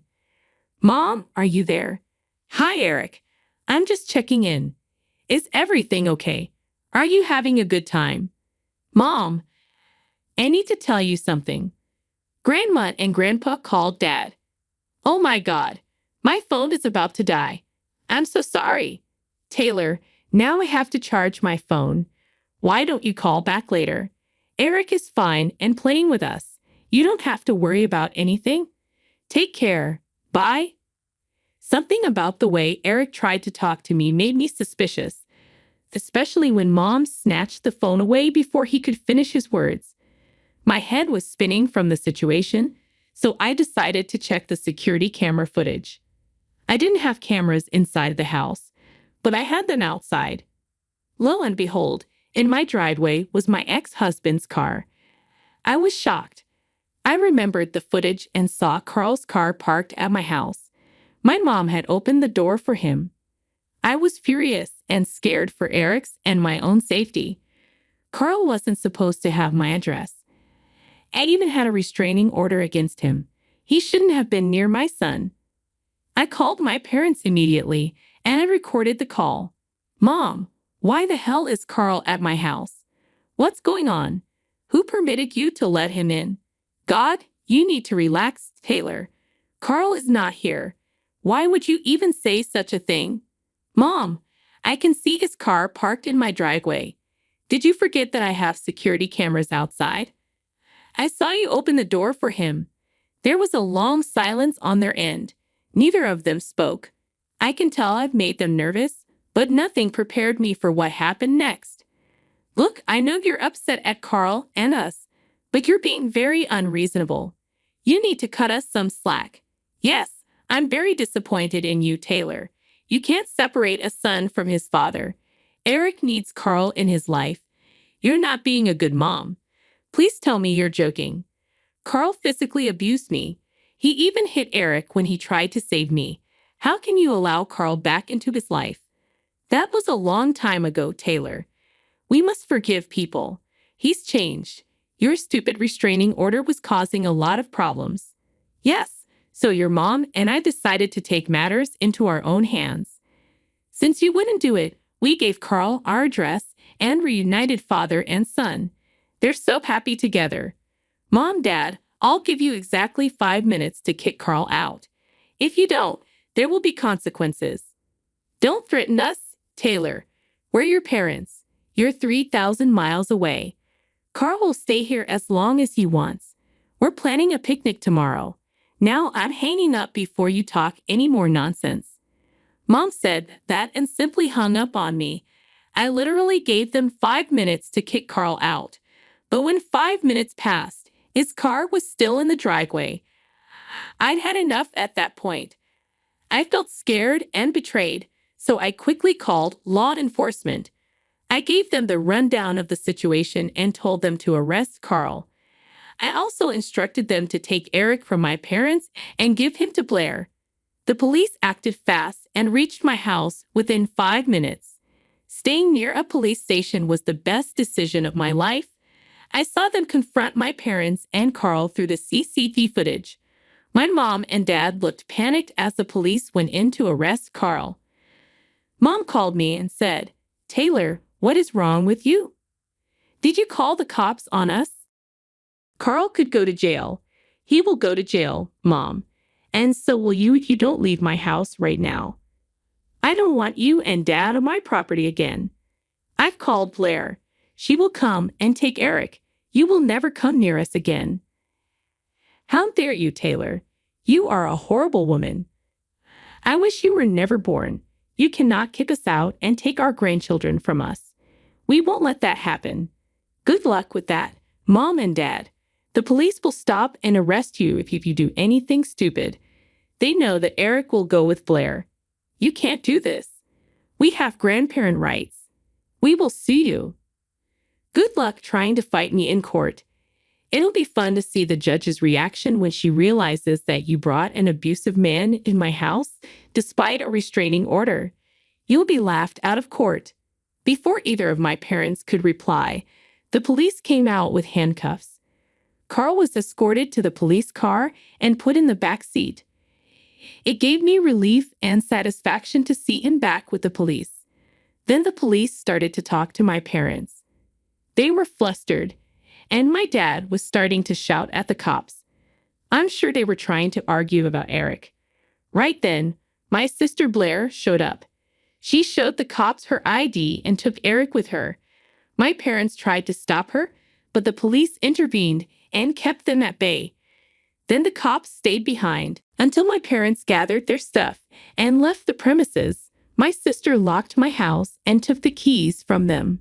My parents tried to call and scream at me about the whole situation, but I didn't answer their calls. They started texting me with some weird messages, so I recorded all their texts because they were getting really interesting. What you did today wasn't right, Taylor. There will be consequences for this. You have no right to take Eric away from us. I can't believe you're my daughter. I hate you. You won't be able to keep us away, Taylor. You're a working woman. You won't be with Eric all the time. We'll get visitation from the court, and then we'll take Eric away from you. One CPS call from us can take Eric away. If you think you're smart, we're much smarter. We'll call CPS and tell them bad stuff. They'll place Eric in our care, and he'll never return to you. We know where Eric goes to school. We know your address. We'll find a way to be with him. You can't stop us. If you act crazy, we'll take him away from you. You'll never see him again.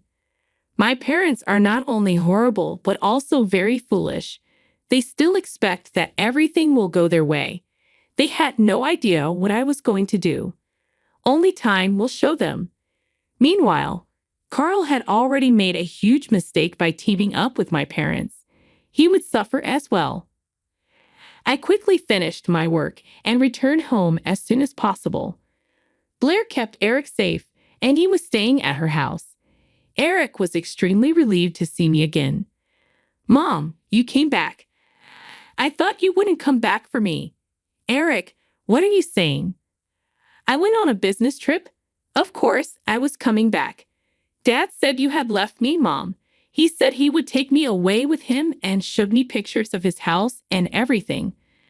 I was scared. I didn't want to go with him. Eric, listen to me. I will never let Carl take you or even be near you again. I'm not going anywhere. I promise you. I spent a long time consoling Eric and making sure he was okay. Apparently, Carl was talking about me abandoning him and how he was there to take Eric away. I was furious at Carl. CPS did get involved and heard Eric's account. They recommended therapy, and Eric is already going to one. I have also signed up for group therapy for both of us. Our therapist is great and really helps us deal with our trauma. All the documentation of crimes committed by Carl was used by my lawyer in court. He was charged with attempted kidnapping and violating a restraining order. He's looking at jail time. I'm currently in the process of terminating Carl's rights to Eric. My son deserves a good dad, not an abuser like Carl. My lawyer is skilled, and we are hoping for a smooth process. As for my parents, they tried to sue me for grandparent rights, but the judge dismissed the case after seeing my court history and the texts they sent. I went a step ahead and got restraining orders against them, which the judge approved right away. Currently, I have moved with my son to a different state. I got a promotion at work and took a higher position in a different city, which helped me move away from my parents. Blair visits me from time to time and has cut off contact with our parents. She's even considering moving to my city. My parents are having a hard time financially since Blair and I stopped helping them. They were forced to look for extra jobs, and lawyer fees drained their savings, making them financially unstable. Meanwhile, my son and I are thriving in this new environment. I have no intention of ever contacting my parents or allowing Carl to traumatize my son again.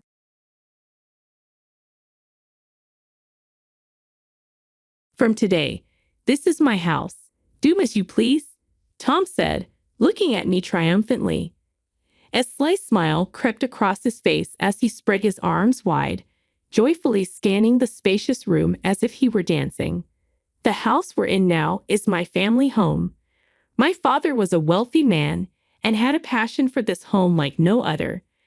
This house, the crystallization of his zeal, is worth a whopping $200 million. My father lovingly built this house and left it to me just before he passed away recently. Now, my husband insists that this house, which I inherited, is his. Does my husband think he can make my inherited estate his own? Although I explained that the inherited estate is my property and he has no rights to it, he only smirked with satisfaction. I'm not lying. I have proof if you need it, my husband said. The evidence that my husband showed me confirmed my name is Emily, and I am 38 years old this year. I work online at an internet bank, learning about the importance and risks of money. Learning from my parents about the importance and usage of money was one of the reasons I chose this job. My parents were professionals in asset management, and I grew up in what is typically considered a wealthy family. From an early age, my parents strictly taught me about the importance and usage of money. Money is a crucial asset that enriches our lives, and protecting that asset is a responsibility for each and every one of us. These words, which I had heard so much from my father that they could become tiresome, resurfaced in my mind. Even though there were assets in our family, my parents didn't unconditionally give me everything I wanted. They seemed to strive to have us live a modest life. My allowance was slightly less than my peers, and dining at high-end restaurants was a rare occasion. During my childhood, I attended a local public elementary school instead of a costly private one because we lived nearby. Rumors about my large house and my family's wealth spread quickly due to our affluent home and my parents' extensive social circle. Emily, your house is big, isn't it? Are you rich? That must be nice. Getting anything you want, right? Of course, you have the latest games too, right? Can we all come over to play sometime? The truth was, I didn't get everything I wished for, and I didn't even have expensive toys, let alone the latest game console. But such rumors were common. Honestly, I didn't enjoy these rumors because I thought I was living a normal life, just like everyone else. Emily, your family is rich, right? So can you lend me some money? Actually, I accidentally broke Karen's game console, and I have to compensate her. I don't have any money right now, I replied to Catherine. Catherine and I had just become classmates in the 5th grade. Didn't you tell your parents? I can't. I'm afraid they'll scold me, Catherine pleaded. That's why I'm asking you, Emily. Catherine insisted. I was worried that if I refused, it might make school life awkward from tomorrow on. However, I was prohibited from lending money by my parents. I'm sorry, Catherine. I don't have any money right now, I said. When I refused, Catherine left with tears in her eyes. You turned down Catherine's request, didn't you? You're rich, aren't you? Then lend some money to your friend, Catherine. She seems to be out of money now, Karen said, Listening to our conversation, I wonder why I was being involved in this even though I had nothing to do with it. I thought to myself. However, I continued to explain that I couldn't lend money because I didn't have any. For a while, Karen responded, I get it. Money is more important to you than your friend. Catherine, huh? It's just worse to abandon a friend. There's no way you don't have money being from a rich family. Why do you lie? You're just the worst. Leaving those words behind, Karen walked away. That day's event sparked malicious rumors about me to start spreading. Karen and Catherine started spreading baseless lies to others, such as that I had kept money from the two of them and hadn't compensated for the broken game console, and so forth. The teachers who caught wind of the rumors quickly grasped the truth and severely warned the two girls. However, that ended up exacerbating the situation. The malicious rumors from the two girls escalated day by day, spreading throughout the school, and eventually reached my parents' ears, prompting my father to visit the elementary school. Eventually, a meeting between parents took place, and the situation started moving towards resolution. Since hearing their insincere apologies, I have kept my distance from the two of them. They, on their part, occasionally glance and sneer at me, but don't talk to me directly. At dinner that day, with a smile, my father advised me as follows. Listen, Emily. Say no firmly because lending money is forbidden by your parents. You don't have to say whether you have money or not. If the other party insists, just say you'll ask your parents. Even though it's forbidden, I've had enough of troublesome matters related to money. And nodded deeply to my father's words, keeping that in my heart. Thereafter, I refrained from bringing up money myself. After graduating from elementary school, I reduced opportunities to invite friends to my house as much as possible and tried to focus on internal qualities in my relationships. After graduating from university and becoming a working adult, I paid careful attention to avoiding the risk of monetary trouble, focusing on my work and investing all my energy without letting others intrude into my personal life. When I was 28, I met Tom, who is now my husband, through the introduction of one of my few friends. Tom, 1 year younger than me at 27, had an honest personality and spoke about anything openly from our first meeting. Though he looked about 5 years younger than his age, I was drawn to Tom's straightforward and cheerful personality. After 2 years of dating, we got married, and the wedding was celebrated lively with many people, including family and friends. My parents, who had been eager for me to marry even after I turned 25 without any romantic experience, were genuinely happy when my marriage to Tom was decided. They provided funds and suggested we have a grand celebration. Tom agreed, saying it's a once-in-a-lifetime stage, so let's enjoy it to the fullest. We decided to have a glamorous wedding, inviting many family members and friends. About a month after the wedding, my father suggested, isn't it a good time to invite Tom to our house? Although I trusted Tom, considering the trauma from my elementary school days, I was worried that his talkative nature might lead him to share details about my family with others, potentially causing issues. Having been married for a month, I resolved to disclose everything I had hidden thus far about my family and invited Tom to my parents' house. When Tom arrived at my family's house, he stopped in his tracks, oddly astonished, and remained open-mouthed, immobilized by the eye-opening encounter. Emily's family is so wealthy, he remarked after the meal and on the way home. Tom was engrossed in asking about my wealth and assets, continually bringing up the topic of money. I told him I didn't know much about the financial situation at home, but I felt uneasy inside. A few months later, I received a call from my mother. Your father is going to be hospitalized soon. I was lost for words, completely taken aback. Actually, your father hasn't been feeling well lately. He's getting hospitalized for a thorough examination. Did you notice he didn't eat much when you brought Tom over? Reflecting back, I remembered that my father did not eat much that day and seemed somewhat emaciated. So I have a favor to ask, Emily. The detailed examination results will be out this weekend. Can you be there with us? Of course, Mom. I'll be there, so don't worry. I was profoundly concerned about my father. On Saturday, I went to the hospital with my mother. My father seemed cheerful. Somehow, he looked frail when I spoke to him. My father greeted me with a gentle smile and said, "Emily, I'm sorry for making you worry. I guess I'm getting old."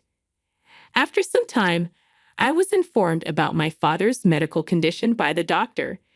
It was found that he had cancer in the pancreas and it was at stage 4.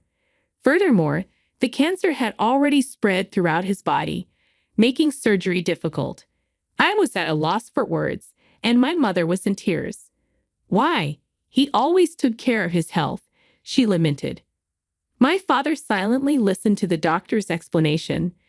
The pancreas is hidden behind other organs, making it difficult to detect early. Often, by the time it's detected, surgery is difficult and the cancer is hard to cure. Upon returning to the room, my father spoke with a determined expression. "I'm sorry. I want the two of you to live happily from now on." We couldn't stop our tears upon hearing his words of resolve. From that point on, I made it a point to spend as much time as possible with him. Due to the prevailing situation, visits were restricted to family, and he missed spending time with his friends. It seemed he longed for various people to visit our family home. "Emily, even after I'm gone, please cherish that home. I'll be happy if you invite friends and family, creating memories together." My father entrusted me with these wishes. I pondered how to fulfill his desires. Wanting to cherish his wish, I came up with an idea and quickly searched for a renovation contractor to make it a reality. Tom was concerned about me as I would always visit my father on my days off. In reality, due to an issue with our family home, I didn't trust Tom with information about my inheritance. "By the way, Emily, how's your father's health?" "To be honest, it's not great." "That must be hard on you. Do you want me to help in any way?" His comforting words warmed my heart. My busy days juggling work and hospital visits exhausted me mentally and physically, but his next words chilled my heart. "As your husband, I'd like to know in detail about my father-in-law's financial situation. The property is managed by my father, and if anything happens to him, my mother will take over. So, there's nothing I need to discuss with you. But money is important."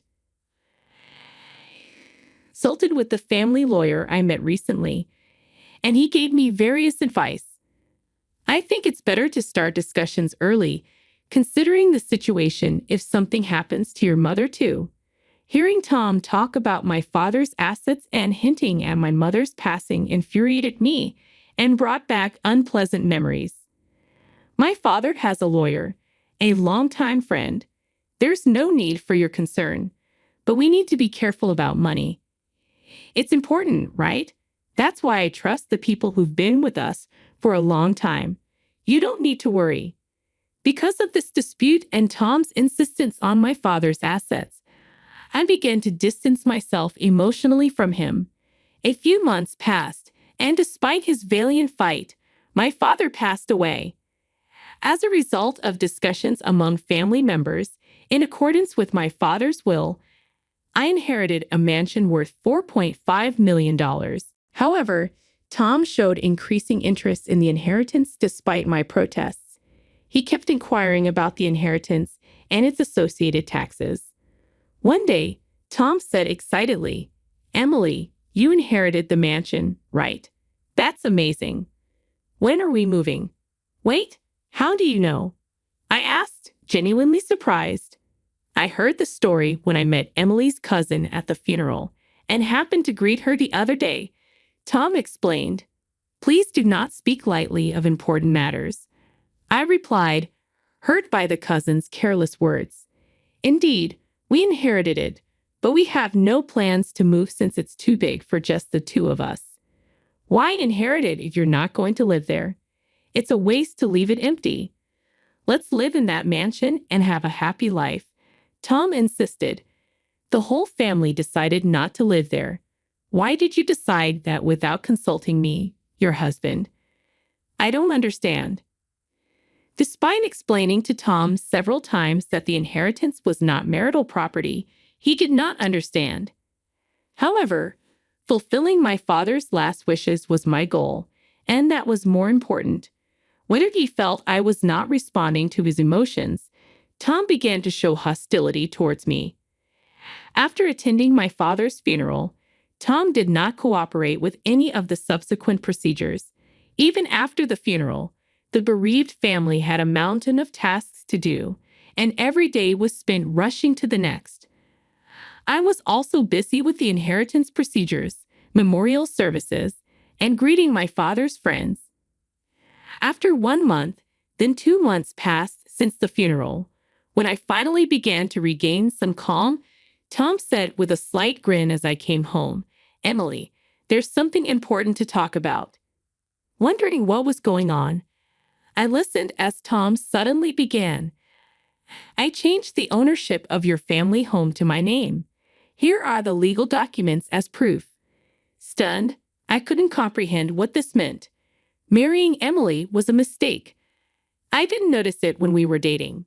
While your family is wealthy, I didn't realize you were so introverted, had few friends, and such low communication skills and income. I put up with it because you were diligent with the housework when we first married, but I can't stand being with you anymore. However, I'll hire you as a housemate. The pay will be low, but at least you can live in the house your father left you. What will it be? If you refuse, it's divorce. If you don't want to be a maid either, you have no choice but to leave. With harsh words thrown at me, I emotionally retaliated. Don't say such unexpected things out of the blue. Change the ownership. You can't just do that on your own. I asked the judicial officer, Alex, to change it for me. Tom replied, "Fine, let's get divorced. You will be the one regretting it." After deciding to divorce and signing the papers, I packed my belongings and left the house. I told myself that my husband had changed due to the temptation of money. As I headed towards my parents' home, the next day, there was a call from Tom. "That house is mine. Give me the keys to your parents' house. Don't joke around. It's not your house. It's a precious family home inherited from my father," I replied, hanging up unilaterally. Although Tom was much gentler when we first met, he had changed as a person, succumbing to the temptation of money. I was once again reminded of the horrors of money. As I considered what to do next, suddenly a loud alarm sounded. It seemed that the home security system had been triggered. There was a loud banging on the front door. "Emily, are you there? Open up. This is my house. I've changed the ownership," Tom shouted while trying to forcefully open the front door. I continued to ignore him. Just when I thought it had become quiet, security guards arrived and apprehended Tom. I opened the front door and requested the security guard, "This person is an intruder. Please take him away. I'm the owner of this house. I showed you the document of name change yesterday. I had a judicial officer change it for me," Tom said, unperturbed by the security guards, with a triumphant expression on his face. "I understand. Wait a moment," I said and went back into the room to retrieve a document. Coming back, I handed Tom a copy of the real registry transcript. "Look at this. This house was inherited from my father. Of course, the inheritance registration has also been completed. This is a copy of the registry transcript as proof. Understand, the document of name change you are talking about is fake." Tom stood there speechless and stunned. "Listen carefully, Tom. Even a real judicial officer cannot change the ownership without the consent of the owner." Tom's face turned pale visibly. "I can't believe it. Alex said I'm a judicial officer, so it will cost money, but I handled the procedure for a friend and offered to help. How did you meet him? I asked. When Alex found out that your father was wealthy, he approached me. He sincerely advised me on inheritance tax issues and estate distribution, so I trusted him.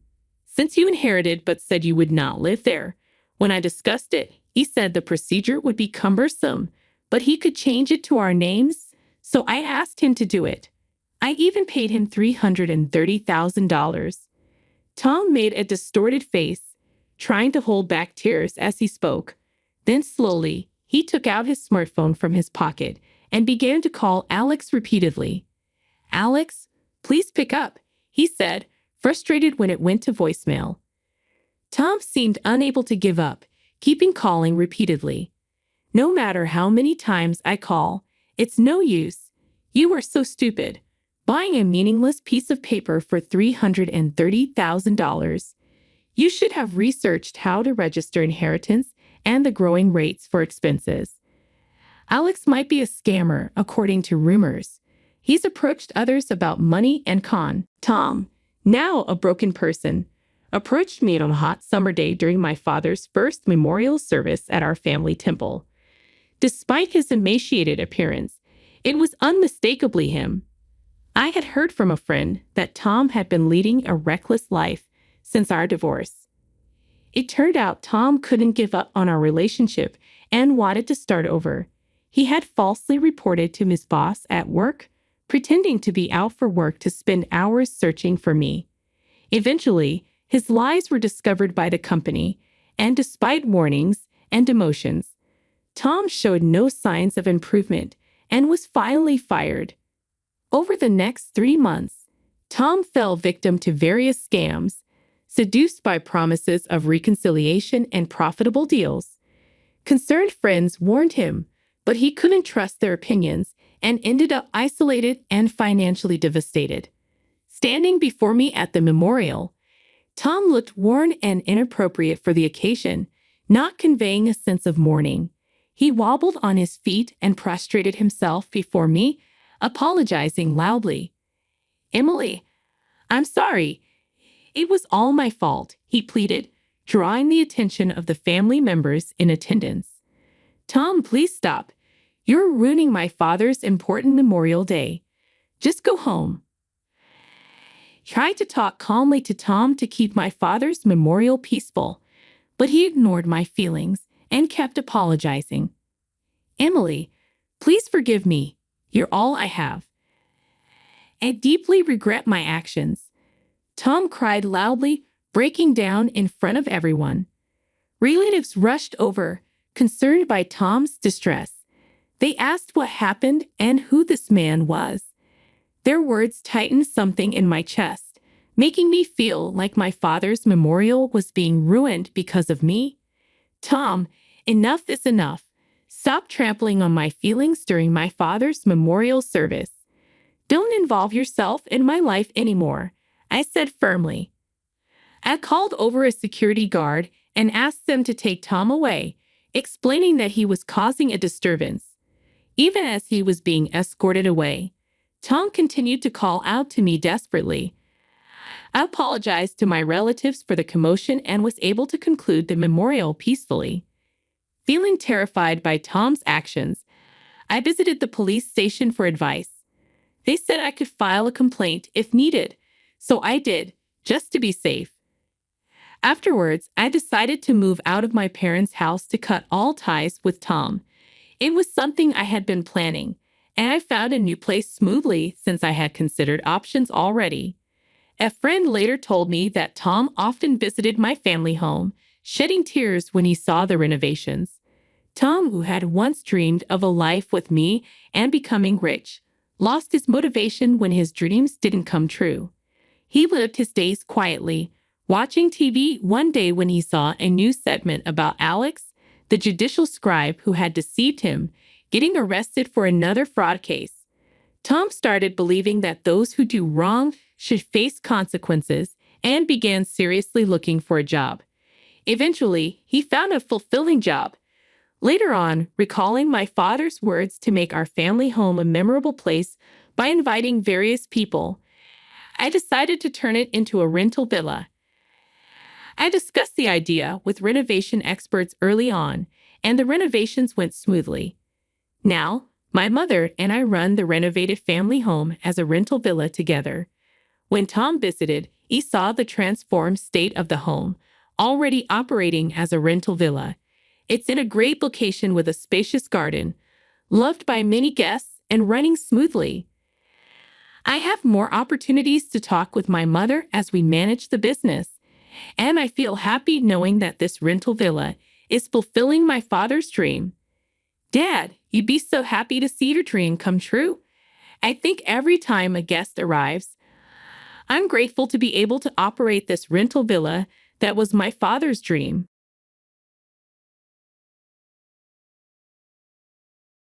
Our family is facing some tough times.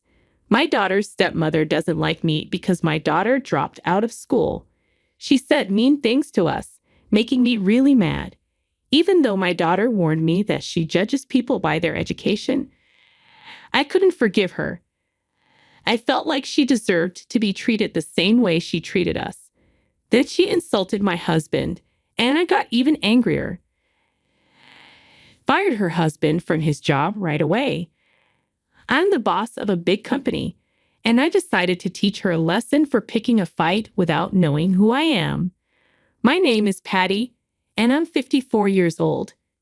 I'm the president of a company, and right now, I'm living with my daughter, Nicole, who's about to get married. Life has been busy, especially since my husband died in a car accident when Nicole was just 3 years old. I still wonder why he left us.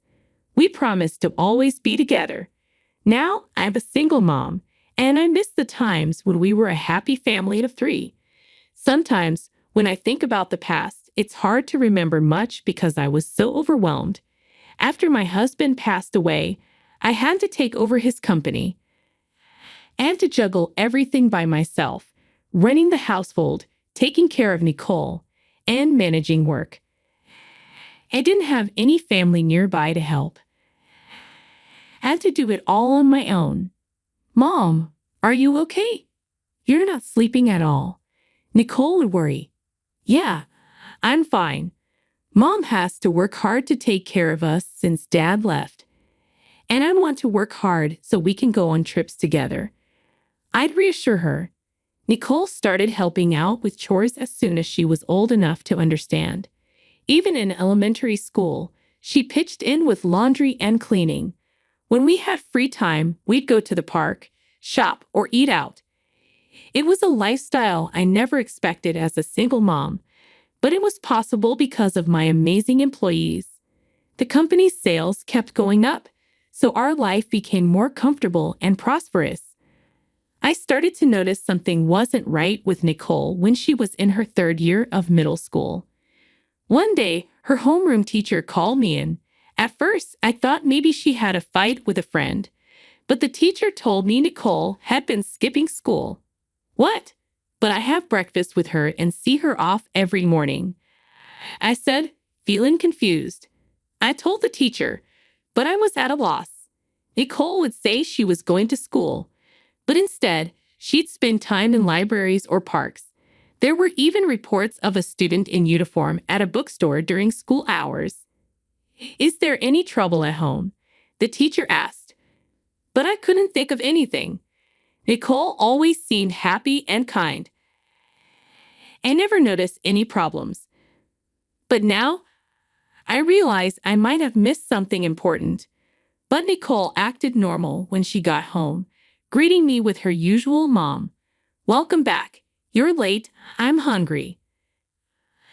I knew I had to address the problem, so I gathered my courage and asked Nicole about it. Today, your teacher called me at school. I began. What? That was the first time I saw Nicole's expression change. I'm sorry. I completely missed your worries, I admitted. Nicole looked surprised, probably expecting to be scolded. If you have any worries, don't hesitate to tell me. Mom will never force you to go to school. I assured her. That's when Nicole started to open up, tears streaming down her face. It turned out that she had been ridiculed and laughed at in school because she came from a single-parent family. Ours was the only family like that in her middle school. I haven't done anything wrong, Nicole said tearfully. You're right, Nicole. You've done nothing wrong. It's my fault for not noticing how much you were suffering. I'm sorry, I apologized. We talked until dawn, and we decided that Nicole didn't need to force herself to go to school anymore. We were already at the point of deciding her future. But honestly, that didn't matter to me anymore. Nicole tried going to school on good days, but it seemed she never quite fit in with her classmates. At first, there were some kids she got along with, but even they distanced themselves when they found out she was from a single-parent family. By the time she was about to graduate, Nicole seemed to have accepted her situation, saying something like, "It's fun having all sorts of people in the world. Everyone's just narrow-minded." Of course, I agreed with Nicole. I had the company my late husband started, and thanks to our hardworking employees, we can live comfortably. But I wonder how people would see us if we didn't have this source of income. Nicole graduated from middle school without any issues. However, she chose not to go to high school, so she ended up being a middle school graduate. But in today's world, as long as you're willing to study, you can always start over. So I thought it was okay to wait until that time came. Nicole, who started working after middle school, worked harder than I had imagined. My dream is to marry the man I love and become a wonderful wife, Nicole said one day, now over 20 years old. Occasionally, she mentioned marriage, which made me think she probably had a boyfriend. "Hey, Nicole, do you have a boyfriend?" I asked. "Yeah, you caught me. Yes, I do. We've been together for a year now. His name is Fred. He says he wants to marry me," she revealed. "That's amazing. You're already talking about marriage," exclaimed, feeling happy for her. While we were enjoying a leisurely dinner and getting excited about Nicole's future dreams, it seemed she had hit another big obstacle. "Actually, I ran into Fred's mom by chance when we were out on a date," Nicole shared. "Really? What was she like?" I inquired. "Well, she was kind of scary and might have made some snide comments. She even brought up education," Nicole explained. "I see. It seems Fred's mother values education and has an old-fashioned mindset. It's outrageous to check educational background at the first meeting," I remarked, feeling frustrated. But according to Fred, it's a usual thing for his mother. Nicole honestly told her that she was a middle school graduate, which seemed to shock her. Unbelievable. I've never heard of someone being just a middle school graduate nowadays. Fred's mother exclaimed. "Fred, are you really okay with this? Maybe you should rethink this. This girl is definitely not right for you," she added, saying such harsh words in front of Nicole. As her mother, I was furious to the max. But then I wondered how Fred responded to his mother. Did he protect Nicole? However, it seems Fred did his best to defend Nicole. "Mom, please stop judging Nicole based on her education alone. She's not the person you think she is." I fell in love with Nicole for who she is, not her education. What's that supposed to mean? You can't listen to your mother's opinion. Everything has gone well because I was here. Have you forgotten all the favors I've done? Fred's mother retorted. "No, it's not like that," Fred replied. "But I really think Nicole is my soulmate. That's why I want you to see the good in Nicole." Fred pleaded with his mother, but she seemed unconvinced. However, she didn't say anything more at that moment. Normally, that should have been the end of it. However, as they were about to leave, Fred's mother forcefully stopped them and insisted on going out to eat. During the meal, she managed to look down on Nicole from head to toe. I hate to say it, but I don't feel like I can get along with her. It's really strange. I think you'd understand what I mean if you met her," Fred's mother expressed. I see, I replied, feeling frustrated. I wanted to join in and complain together, but all I could do was watch over Nicole as she hit this wall. The harassment from Fred's mother continued. During a meal, when Fred had left the table to pay, she seemed to have asked Nicole to exchange contact information. Since we're going to be involved for a while, I'd like to have your contact information, she said. Fred is a kind-hearted person, so I have to protect him from being deceived by someone like you, she added. Nicole wondered how much more she needed to say for this woman to be satisfied. But Nicole was too scared to say anything, and since she couldn't find a reason to refuse, she gave her contact information. This marked the beginning of a hellish period for her. She started receiving several emails a day from Fred's mother, driving her nearly insane. Fred's mother just couldn't get over Nicole's middle school education. No matter how respectable a job Nicole had, it didn't matter to her. I never thought my education would lead to such a character assassination. Nicole lamented. Is being a middle school graduate really that bad? She asked. What are you saying? That's just a few people talking. Don't worry about it, I reassured her. Yeah, you're right. If you say so, then it must be true, Nicole replied, trying to stay positive. Absolutely. Be confident. I encouraged her. I spent days trying to keep her spirits up. The idea of educational discrimination seemed outdated, but Fred's mother remained unsatisfied. Eventually, she insisted, I want to see the parents. I will convince your parents. Surely they aren't middle school graduates too, right? What do you mean?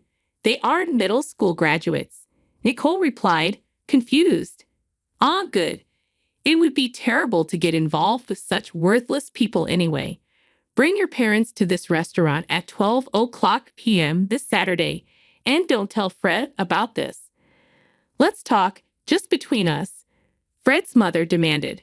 Nicole reported that she had said these things. At that moment, she tried to stand up to Fred's mother, but it seems her anger only fueled her more. But I love Fred. I want to support him for the rest of my life, Nicole pleaded. What useless? A middle school graduate like you can't understand a college graduate like Fred. We live in different worlds, Fred's mother retorted, determined to separate Nicole and Fred. She seemed to think it was useless to speak to Nicole, so she resolved to convince me. The more I heard, the angrier I became. What? That's unbelievable, I exclaimed. But she seemed serious. She was really angry, like a demon. Well, we have no choice then, I sighed. Since we had reached a point where we had to settle things, I decided to finish my work quickly over the weekend to prepare for that day. Of course, I made some preparations, expecting whatever she might say. And the day arrived. When we arrived at the designated restaurant, Fred's mother was already there. Nice to meet you. I'm Patty, Nicole's mother. I introduced myself. What? Where is the father? I went out of my way to schedule this on the weekend to accommodate the father, Fred's mother responded, dressed in branded clothing and seemingly flaunting her wealth as she insulted us without a greeting, looking down on us from her high horse. I was utterly appalled by this woman. You're wearing that to a meeting? Couldn't help but remark, well, I suppose a middle school graduate and her child can't afford brand name clothes. And it wouldn't suit you anyway, she sneered. I worried that even my involuntary sigh might be overheard by Fred's mother, given the malicious gaze she shot us, as if expecting my husband to show up behind us. He's late. The agreed time has long passed, she grumbled impatiently. My husband. He's not here. We're a single-parent family, I clarified, stunned by her assumption. What? You're joking, right, Nicole? I wasn't informed of this, Fred's mother responded, shocked. It's not a joke. My mother raised me to be who I am, Nicole affirmed. The face of Fred's education-focused mother, upon hearing the words middle school dropout and single-parent family was one of sheer disbelief. She probably couldn't accept that someone of the same race, let alone her son's potential wife, was standing in front of her with such a background. Initially, she might have wanted to belittle and look down on us, but her anger quickly rose, turning her face red. Before we could even start the conversation, she slammed the table and started hurling insults. Our family is elite. Poor dropouts should just go home. You're an eyesore, she spat. Excuse me, I interjected, taken aback. And a single-parent family? That's unacceptable. Sadly, your daughter fails, and you permitting a middle school dropout are a failure as a parent. Fred's mother continued, her anger escalating. Looking like steam was about to burst from her face, she insulted me, calling me a failed parent. Being a single-parent family was unacceptable to her. The daughter fails, and the mother is a failure, she concluded, creating a trifecta of rage. She might have been angry, feeling betrayed or deceived. But I was infuriated for a different reason. How dare you show your face in a fancy restaurant, relying on me to pay the bill? Aren't you lucky to get a free meal? Fred's mother sneered, her triumph evident. Nicole was speechless in front of her triumphant attitude.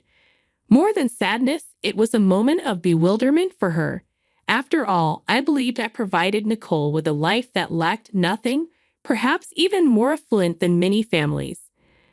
But it's understandable that Nicole, still inexperienced in life, would find this situation hard to accept. She looked like she was about to cry. That's cruel. Why would you say something like that? My mother is an incredible person. I want to live like her. Nicole finally spoke up, her voice trembling. What? Are you going to mimic approving of being a middle school dropout and single-parent family? Seriously, that's the end. I've never seen such people. You're like natural wonders, Fred's mother mocked. Couldn't stand it any longer. After all, this woman knew nothing about me. Fred's mother's taunts continued, eventually insisting that Nicole break up with Fred. I wondered how best to demean her, but I realized that complicated explanations wouldn't work with this kind of woman.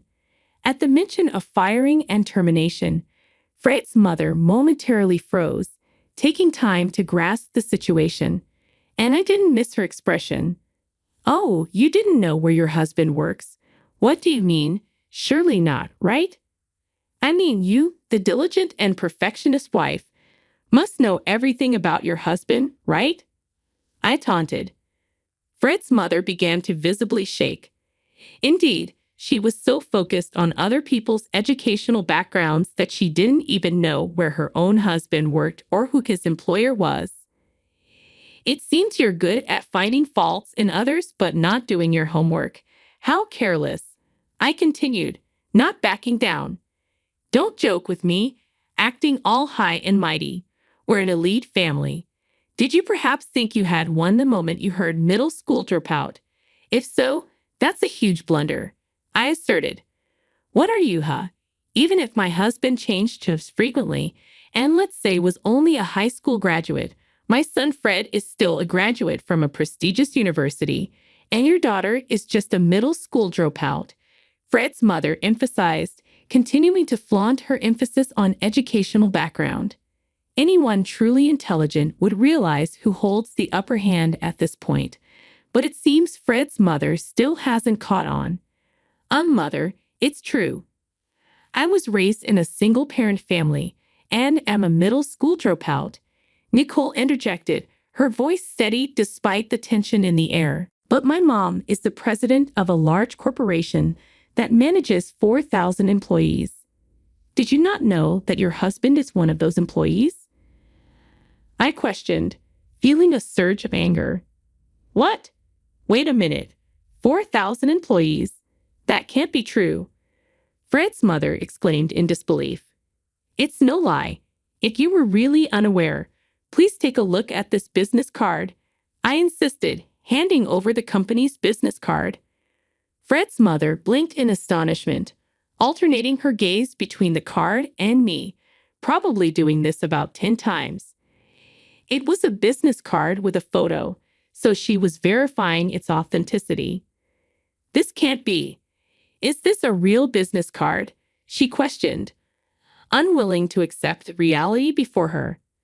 The whole situation was infuriating to begin with, but Fred's mother's actions trying to ruin Nicole and Fred's lives over something like educational background angered me even more. So I decided to retaliate, eye for an eye, tooth for a tooth, by deciding to fire her husband. After confirming the authenticity of the business card, Fred's mother finally realized the gravity of the situation. Though she seemed to understand that I was the president, her heart couldn't accept it, and she glared at me displeased. And then I decided to reveal another truth. And one more thing, your husband doesn't have the impressive education you brag about, does he? I challenged. What do you mean? My husband graduated at the top of his class. She protested. But there's no proof of that, is there? I countered. Well, you see. Fred's mother stumbled, clearly caught off guard. Nicole and I could only be amazed. There's a limit to being delusional. It felt unbelievable that we were dealing with such a person.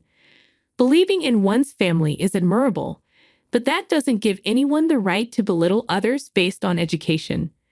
But since I've decided to fire her husband, whatever comes next hardly matters. It's time to tell the truth. Your husband's highest level of education is high school, isn't it? I revealed. What? Well, you see. Moreover, he joined our company in his 30s through mid-career recruitment and even failed the interview. Fred's mother admitted, her facade crumbling under the weight of the truth. Twice, only after he pleaded, did we reluctantly hire him. That's impossible. Fred's mother protested, shaken by being told something she never wanted to hear. Her demeanor shifted from confident to frightened. But this conversation is far from over. That's not all. Your husband isn't even a full-time employee. I continued, determined to reveal the truth. No, stop it. Why would I lie in this situation? Fred's mother exclaimed, her voice trembling. Indeed, after some investigation for this day, it turned out her husband worked for my company. Recollecting a report from HR about a person insisting on working for us decades ago, now I realized that was her husband. Despite lacking knowledge and experience for immediate employment, he was hired as a contractual employee. He's been working without causing any troubles and could have worked until retirement in our company. Yet Fred's mother remained unsatisfied. I can't trust what you say. Living a life full of lies. Single-parent middle school dropout. Those are blots on your life, she accused. Excuse me. Now she claims she can't trust what I say, although it's actually her living a life piled with lies. Anyway, I won't hand over Fred. He's mine. I declared firmly. What is that?